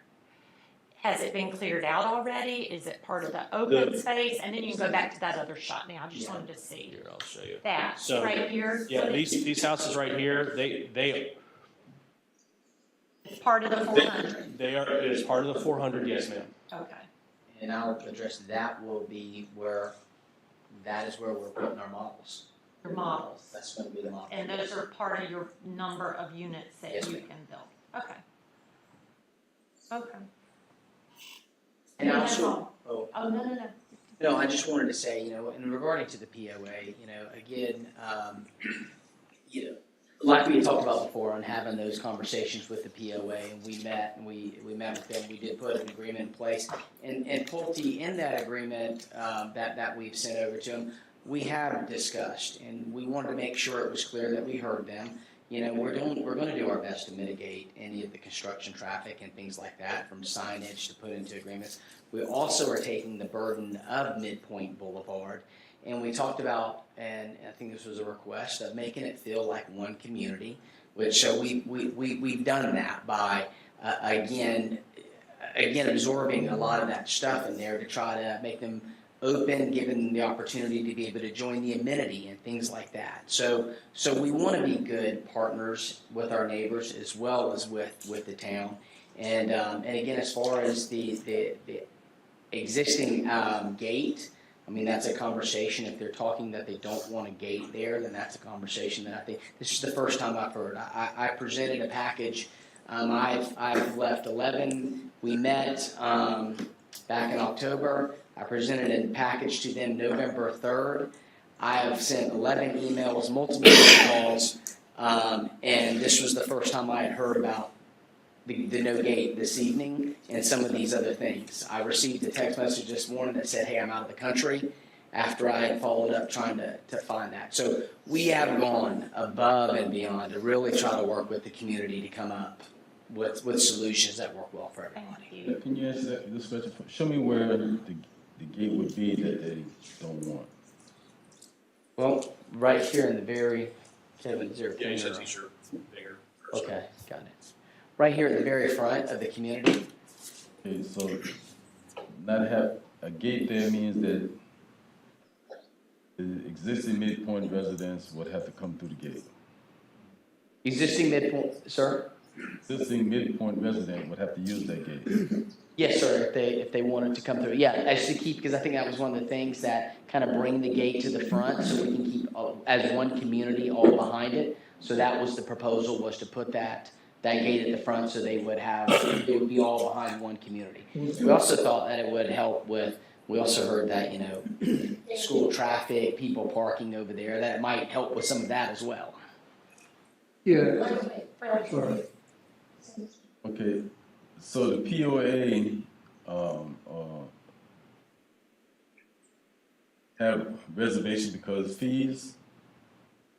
Actually, the reservation as far as fees for specifically. Having a gate installed there means that you have to maintain. Actually, sir, Councilman Hamilton, we were paying for the maintenance of the gate, the installation of the gate. We were paying for all of that. And we were actually going to absorb the cost of the gate through the complete build out of Midpoint. So basically the front residents would be able to take the benefit of having the gate there. I don't think you understood his question. He was. You didn't understand. Let me get it. I didn't understand. Oh, I'm Back in the sorry. lane. No, wait a minute, I gotta get them, I'm keeping everyone in their lane. Time out, Fred. Bridget, what was your question? He didn't understand his question. He didn't was trying to understand help his him. question. He didn't understand Fred's Fred, question. he did. Bridget doesn't think he understood your question. I don't think he answered my question. Oh. He didn't understand it. Will the existing Midpoint residents be required to pay an additional fee because there's a gate gonna be there for the regime fees? Yes, sir. Mr. Thank you, traffic coordinator. That's okay. I No, learned a lot last No, we week. need to do I like that. it. I was near traffic controller back in the day. Well, The, correct me or help me here, Rob and staff. Some of the previous conversations in the beginning was the gate was gonna be behind this section, and it was gonna be a separate community, actually two separate communities. And then the conversations that took place, and Kevin, help me with this, the conversations that took place originally with the property owners is they didn't want that. So the conversation evolved from having a gate behind the property to moving the gate to the front of the property. And that was where we ended up. And so this new request is new to me, I think all of us, as well as anybody else. Is that a fair assessment, Kevin? Yes, sir. Thank you. question, Bridget, you have a question? Larry, any other questions? I've heard from residents that they don't want gates, which, thank you. I don't live behind a gated neighborhood. I love that ability. So I think once you're gone, there is a maintenance question. We're not talking about Palmetto Bluff here, but we're talking about a lot of hardworking families and retirees that already live here that are seeing their community triple. So, the real question with Kevin, I guess, before we move on, Kevin, on the back where you see potential future connection to Beaufort County Trail System, is staff going to ensure that there's some access to that connection when you go to look at layout of lots and things? Or should we not have some area that shows, does that fall on you once we pass it, or should we Yes, make ma'am. sure that's an emotion? Because that just cuts off the trail system for this neighborhood. No, there is a trail map that's part of the submittal. So we have an exhibit showing that trail location. During development plan process is when we would ensure that trail area is provided, and then the location where it connects in would be provided as well. And it couldn't be within the buffers because we're keeping the trees there. So where do you see it going? It's a walking trail. So any impact would be 10 feet wide of an area to ensure that a trail could go through. As opposed to cutting through this road to make sure people have access. I've been in communities where the trail's behind the houses, and I think it upsets, you're gonna upset existing neighbors, and then you have new neighbors, so it just needs to be on there. I just don't wanna cut off that trail, because that's gonna be important for the future. It's 800 acres. Yeah, and again, it is shown, there is a trail exhibit that's provided in the packet. I don't have it in this presentation. But it does show a path and the location of the path. Okay. Anything else? Mayor, if I may, I think in the email that was received within the last 24, 48 hours from someone purportedly on behalf of the POA, it was my understanding that the POA is currently opposed to a gate. Rob indicates that that's the first he's heard of that opposition in any fashion. But certainly we did receive an email within the last 24, 48 hours. Well, Terry, we were gonna make a motion last month, no gates. I saw it on your draft for us to consider. So somewhere we knew they weren't thrilled about a gate. We have the representative from the And we had POA. the representative that read the public comment, and I salute you for not wanting a gate. Gates divide people, personally. I know I shouldn't have a problem with gates, but if they don't want a gate. Mayor Sulka, Yes. if I could, I do have some proposed conditions, and you're referring to number 3, and what I have listed is prior to final approval of the master plan amendment, they would remove any indication of a gate in the community. So before I stamp those plans approved, they would update the plans, remove any indication of a gate, and then that way it's gone. And then that way, whatever's in the books will show no gate. Okay, wait a minute. That means that the front gate goes away and the back gate goes away? Yeah, there's no gates. And on your motion, it talks about the construction, the access point, that specifically is all construction-related traffic. So they would not be using that main road. Yes, ma'am. So that's clear. Number 2, yes, ma'am. And then I do think we need to be careful of 201 and 301 when we don't know how many homes yet can be Correct. put on that. So You could easily, if you, in the 50% motion, and 75%. change. Yes, ma'am. And we would happily make sure that any letters that go out, it would specifically state that. And possibly definition to the amount of contribution for the light. Whether it's a percentage or an amount of money or whatever, just some kind of commitment that's in writing and not Yes, sir. just verbal. Yes, sir.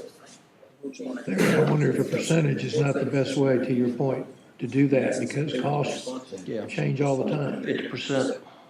I guess that's what he said he's willing to. Yes, sir. We wanted to discuss number 2 a little bit because it's not 100% feasible to build anything at Midpoint without some construction traffic coming down Midpoint Boulevard at the beginning. So it says all. I don't know what we can revise that language to, but I wanted to bring that up. Why do we need it? Why do you need to come down the?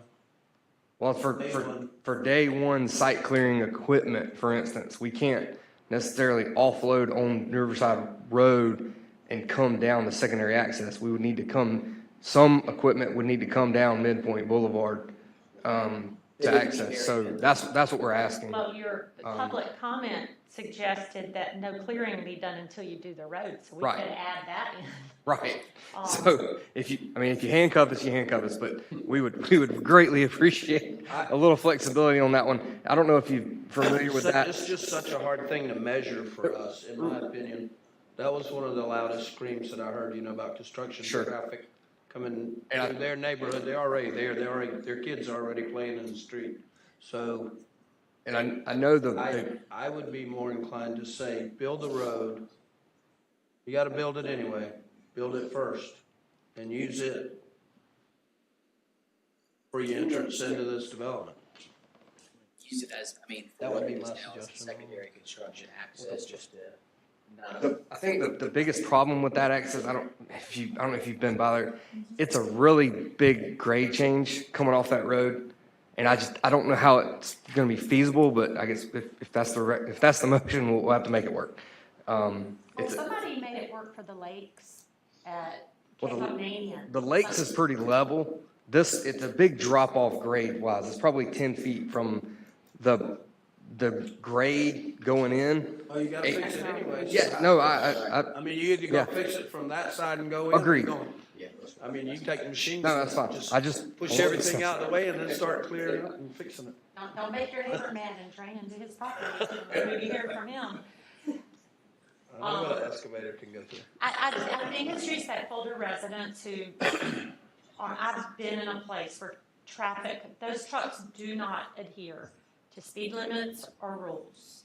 And we've got to have some respect for people who bought from, didn't Pulte do this, or was this somebody else? Whoever they bought from, they live here and they're trying to go to work and they're getting kids to school, or maybe they're volunteering somewhere because they're retired. And I just hope people realize we are just trying to make a lot of allowing without lawsuits coming in, because you do have the right to build, but I just think we've got to push this respect with residents. So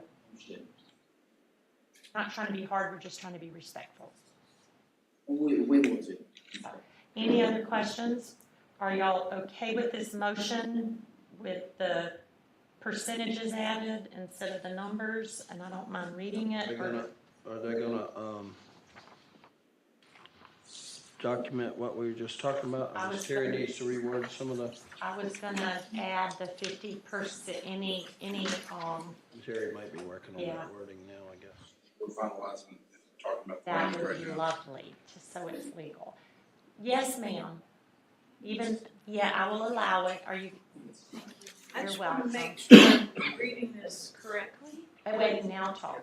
Okay, hi, I'm Carol Crutchfield with the Beaufort County School District in operations. That, in that fourth point there, just want to make sure I'm reading this correctly. If a single lane roundabout or traffic circle is warranted, Pulte Homes shall coordinate with the New Riverside Association and with the Beaufort County School District and will be responsible for the installation. So they will be responsible for the installation. Just want to make sure that "and" wasn't applying to us. Add, and the developer, current or future, will be. We can add. Okay, just want to clarify that language there. Okay, that's all I have. Thanks. Thank you. So you're making the edits. If you could give us This says a moment, that Mayor. they're responsible for all of it. I'll get you. Sir? He asked for just a moment so they can get you what you need. It says that they're. And will be responsible for the installation of recommendation, traffic control, safety improvements.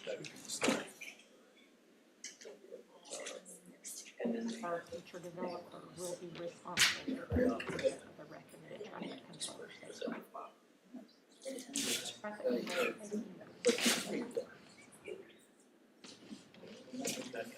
Says they, if it's warranted, Pulte Homes or future developer shall coordinate with New Riverside Association and Beaufort County and will be responsible for the installation of the recommended traffic control, safety improvements to the intersection.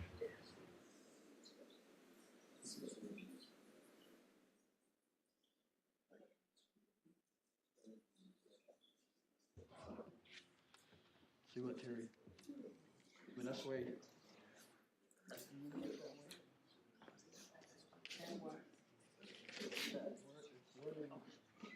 This is nice. You get a car from Chapman. We all got a car from Chapman. It's nice. I know, I talked to him last week, and he said, I'm mailing y'all Christmas cards. Do you have his number? Recommended traffic control, safety improvement, yeah, saying that It they was actually, assume all that before I sent responsibility. it, you have the book, she's. That's right. That's right. I do that. Yeah, that shouldn't be done with that. No, I haven't said. Terry, the way that last sentence is written, it says that the future developer is responsible for it in total.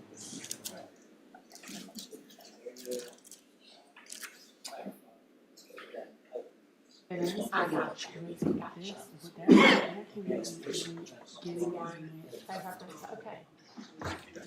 Okay, we're back.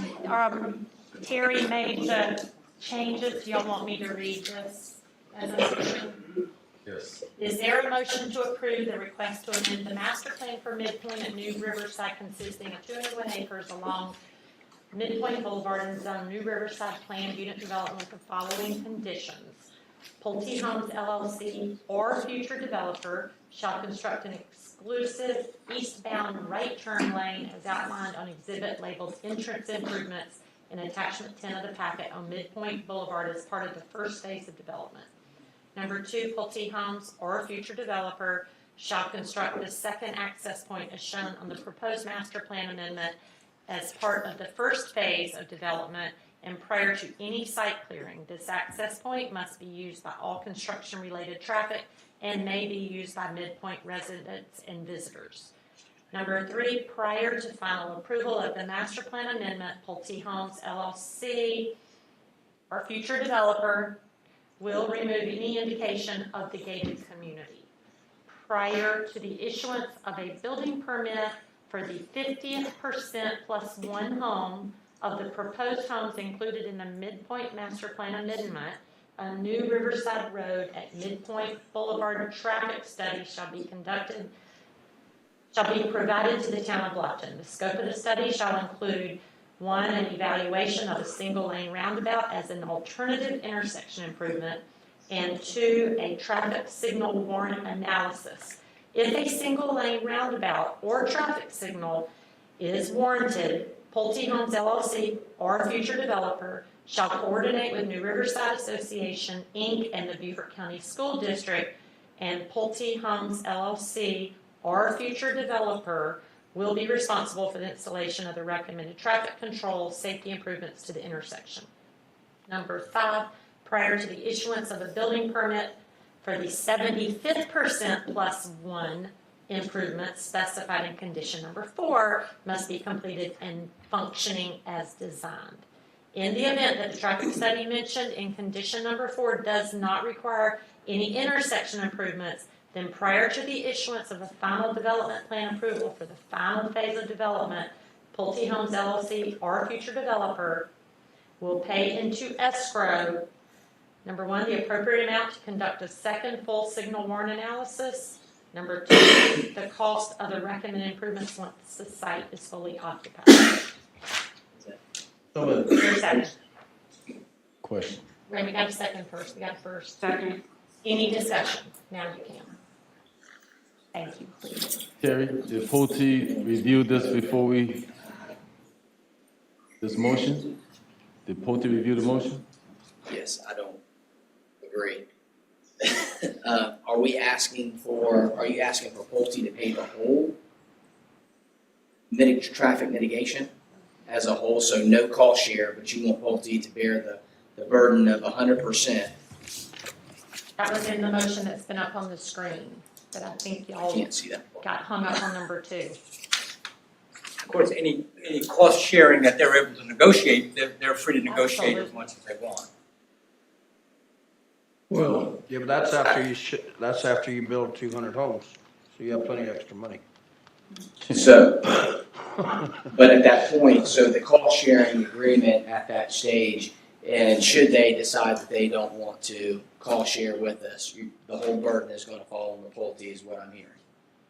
Even though Pulte is not the one that is tripping, the school is going to be what's going to end up causing the issues down the road. So again, we go back into our fair share.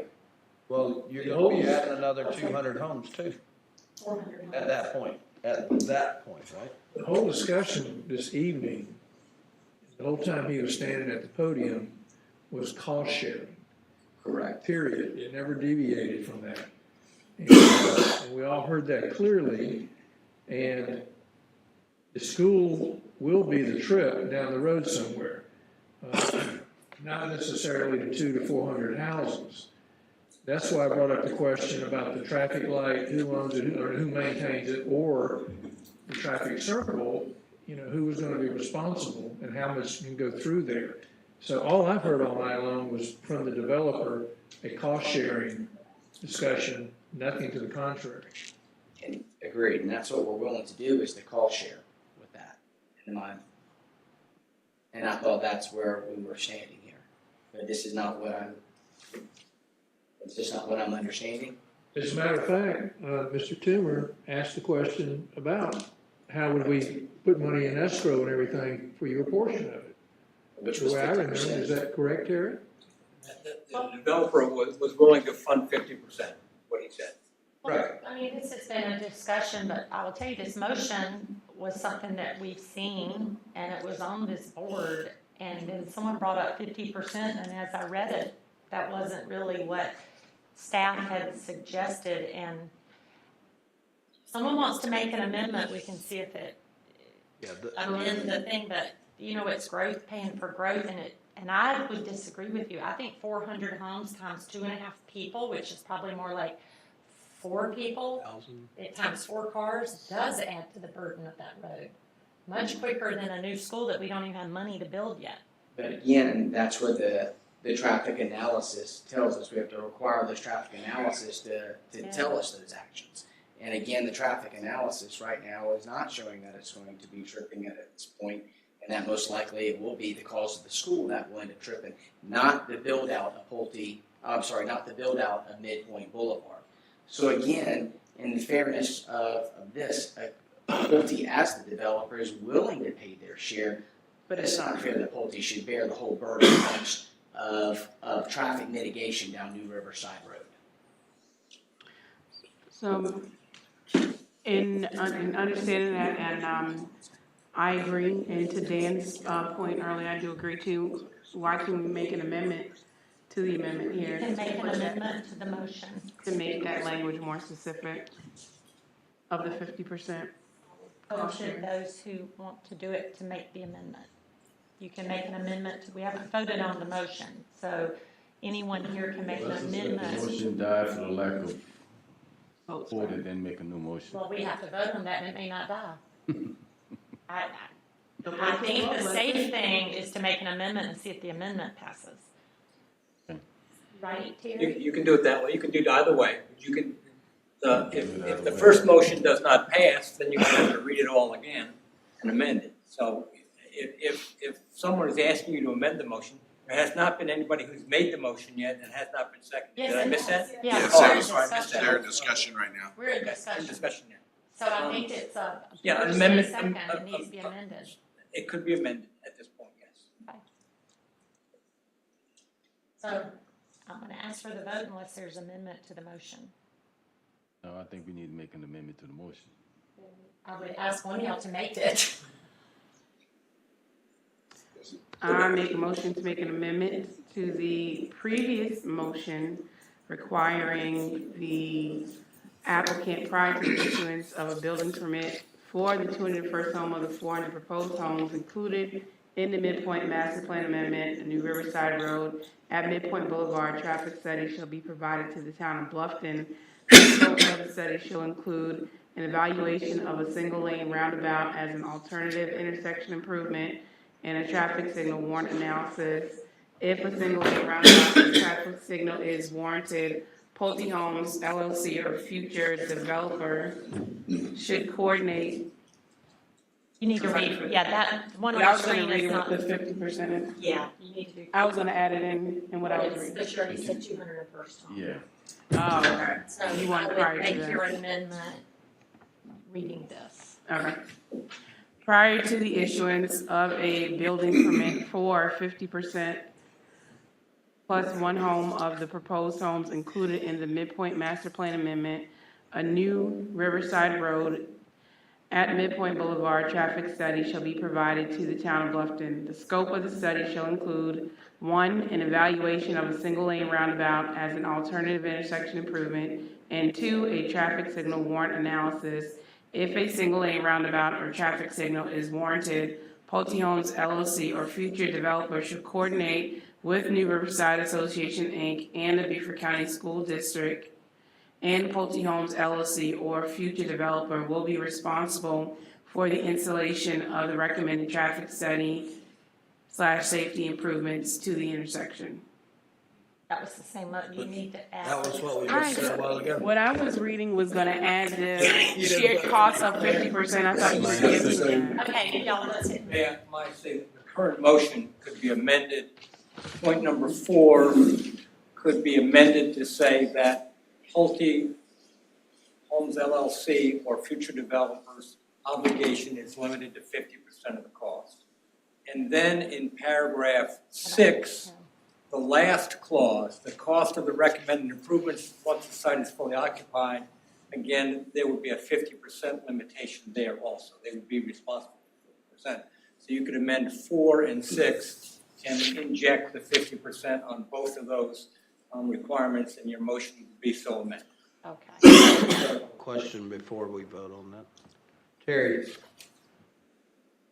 it's saying that they will coordinate with Beaufort County and New Riverside. So what happens if they got their 50% of the money and they don't have any cooperation from the school district or whoever to put the light in?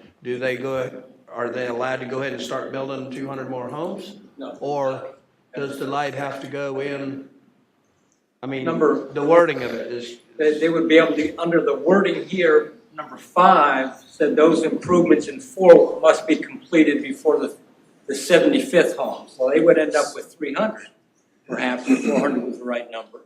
But they could not go past 300 unless it was whatever recommendations in paragraph 4 from the traffic study, unless those were completed. They could not go past 300. I thought it says 201. They have to design it and get the partnership at 201 or 50% plus 1. At number 5, before they can go past 75%, they have to have the improvements built and functioning. So they have between that 25% to get it built and finalized. So if they don't build it, once they get to the 75% of their permitted units, they won't be able to go beyond that until it's actually functioning and operating. Is that clear? I just don't see the 75% on what I'm reading. So we amended 301st home to say 75% plus 1. Because they may only end up being able to get, like the mayor said, like 350 homes instead of 400. I see that 5 down there. That's clear. Or they may find, which I suspect they wouldn't, because the value of the homes are so expensive, they could potentially get to the trip point and go, I don't want to fund the light, I'm going to quit building houses at this point. Don't confuse me, Dan. It won't be, it's not realistic. Too much money in a house. So I will relay the amended motion, so Bridget doesn't have to read it all over again and stop me. So the request for an amendment to the motion is on item number 4, where the last sentence says if a single lane roundabout or traffic signal is warranted, Pulte Homes LLC or future developer shall coordinate with New Riverside Association Inc. and the Beaufort County School District, and Pulte Homes LLC or future developer will be responsible for 50% of the installation of the recommended traffic control safety improvements to the intersection. That's correct on number 4. Number 6, we're just copying it down, and toward the end of that last sentence, after Pulte Homes LLC or future developer will pay into escrow 50%. No, look, the first one stays at the first one stays. Number 1, the appropriate amount to conduct a second full signal warrant analysis, and number 2, 50% of the cost of the recommended improvements once the site is fully occupied. That would be the amended motion. Is there, we vote on the amended motion? Yes. Okay, is there a motion? Bridget made the motion, somebody needs to second it. I read it for Bridget, so you made that motion. Can you say so moved? So moved. Is there a second? Second. Any discussion? All in favor state by saying aye. Aye. Opposed? No. I'm going to have to say no on that. I'm sorry. That passes 4-1. Now what do we do? Vote on the motion with that amendment? No, you just did. So that covers it? Okay. Okay. It is confusing, but you're right. I don't want to read all of that. Okay, that passes. Where are we? Item number 2, Natalie, how are you today? I'm doing well. How are you? Let me go back to I gotta go back to, okay.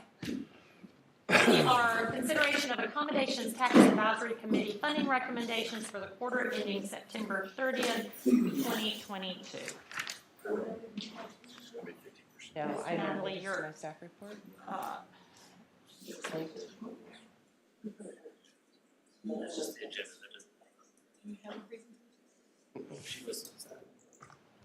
I'm sorry. I'm going to pull up my staff report real quick. I was getting it on my computer. Okay.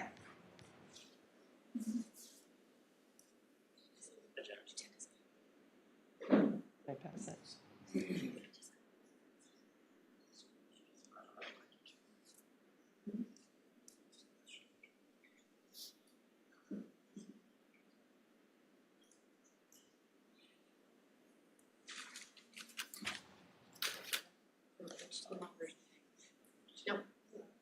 pull the wrong one again.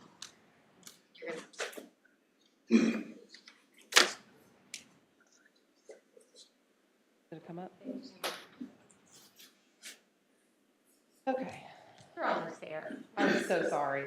It's okay. I don't know that you're on the right. There you go. Okay. Okay, good evening, Mayor and Council. I am happy to present to you the ATAC recommendations for the applications received September 30th of 2022. There were 4 applications with a total request of $575,741. ATAC met on November 15th and has recommended $546,241 be awarded to 3 of the applicants. Currently, there are over $2.9 million of accommodations tax funds available, split between, or combined between state and local ATAX funds.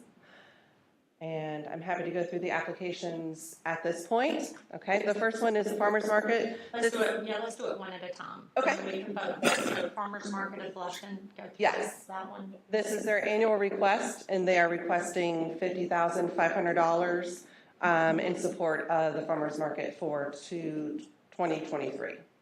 Any questions of Natalie on this one request?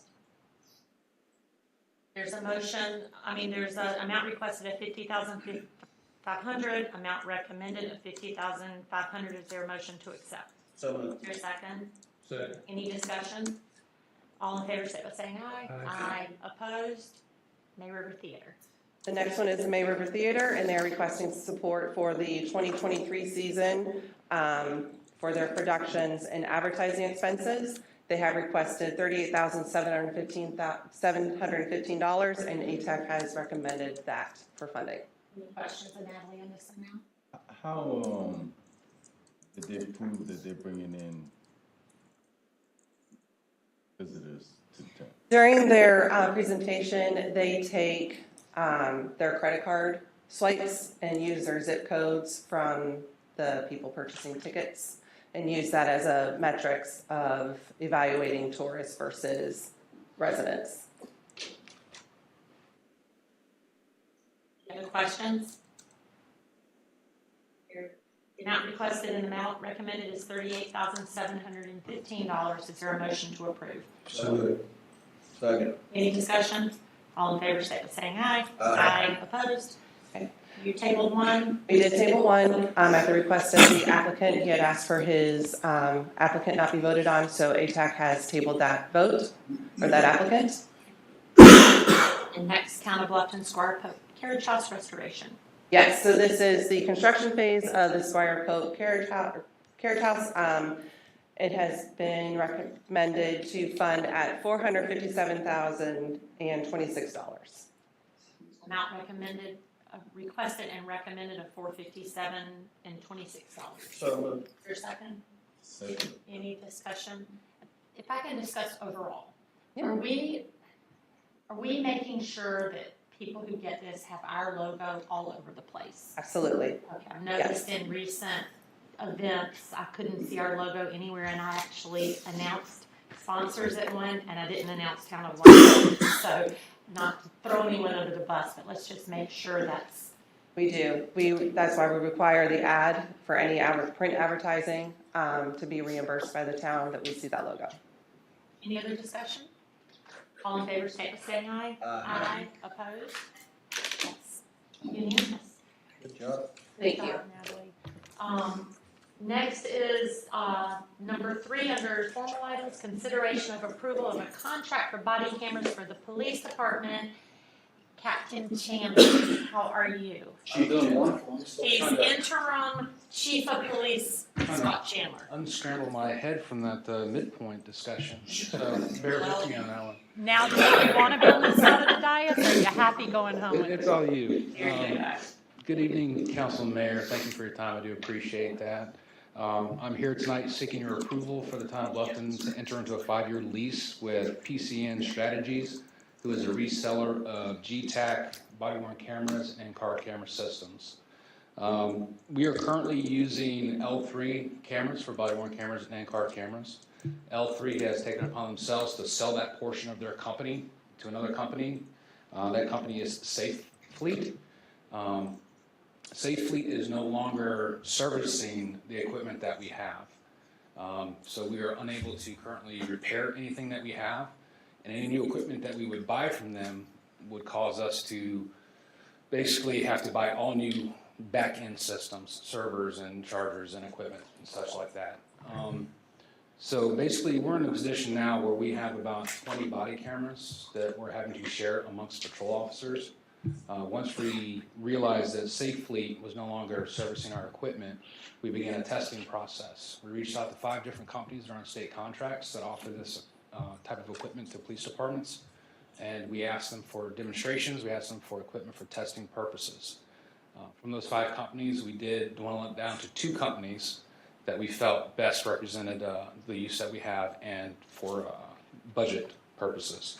I do have to emphasize that South Carolina Code of Laws does state that law enforcement agencies do have to have body-worn cameras, and we do have SOPs that state our regulations in use with the patrol officers. The 2 companies that we did get it down to is Digital Ally and GTAC. We did say that GTAC was probably the best fit for our department, and they also did come in with the least cost. So they came in at $666,000. I'm going to go ahead and round that up to $667,000 if you don't mind. This would be over a 5-year period. First year would be about $137,000. We believe that we can offset that through a $100,000 grant that we received, and then find the additional $37,000 within our current budget. I will also point out that GTAC is also used by Beaufort County Sheriff's Office, so it would make it a lot easier for us to share information. Hopefully I made that a little bit quicker than midpoint. We'll be happy to answer questions that you have, and if I don't have the answers, I do have the answer man here. Well, we were just trying to keep you from having to patrol more roads. Yeah, I appreciate that. You're welcome. The equipment that we have now, Shannon or Chief, what do we do with that? We'd probably be able to sell that back to GTAC. Sure. Can you come through? Yes, ma'am. Thank you, sir. Good evening, ladies and gentlemen.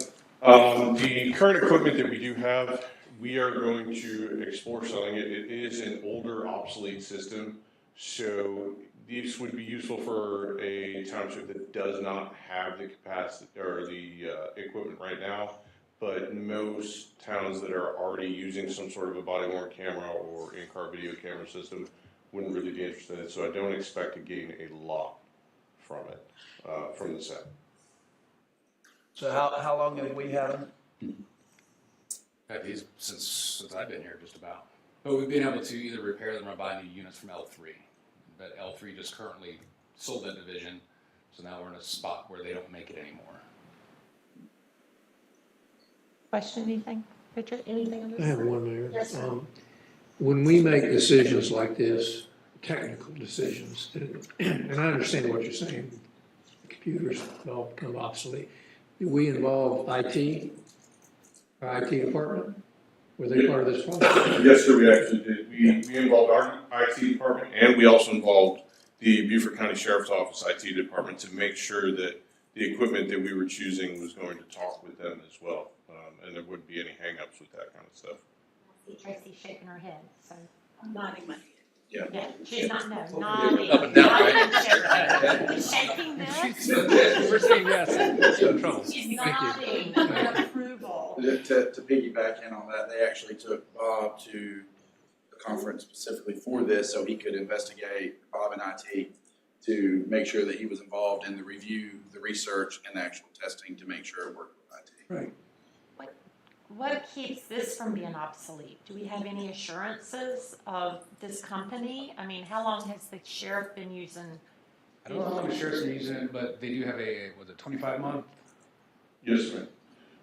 So the way that the contract is built is at 25 months, halfway through the contract period, they will refresh all the body-worn cameras. So we will get complete, all brand new systems. The in-cars will not get refreshed, but the in-cars don't see the abuse or the hardware change at the level the body cameras do. So halfway through, they'll be completely refreshed. And if they have gone to a new model and made the current model that we would agree to with them obsolete, they will provide us with that new model with no additional cost incurred. So we have 5 years of assuredness. Yes, ma'am. And then we'll have to redone. Any other It's questions? just a lease. Correct. Right. Any other questions?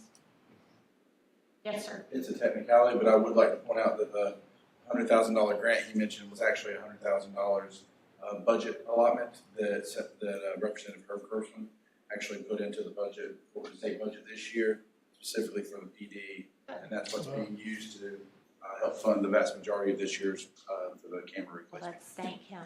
Okay, do we need to put the dollar amount in this motion, because we do on other things, or is this? We requested a dollar amount. Yeah, the 667,000. I just know we put it in motions in the past. Should we do it for? And I don't even see a motion, so that, I guess that's maybe what I'm. Yeah, I would agree. I would say, Or am I agreeing, for the contract for body cameras for bus people.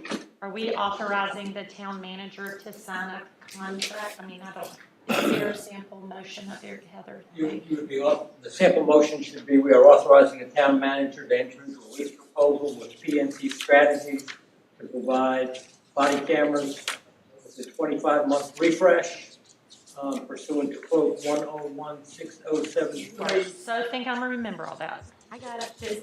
But thank you. There we go. But we do, yeah. Read that, should we be more clear? Hold on, Chairman. You asked for more, you asked for a few dollars more than the cameras cost at the, you said. So it should. Lease with PNC Strategies, total equipment cost of $663,000. I think he asked for 600. Well, he just rounded up $3. $666,385.49. Right. Okay. Is there a motion to a resolution? Motion to approve the resolution. Yeah. Is there a motion to approve a resolution for the award of a contract for body worn and in-car video system? Sorry, y'all, I'm late. Is there a motion to approve a resolution to enter into a lease contract with I thought you said G-Tech.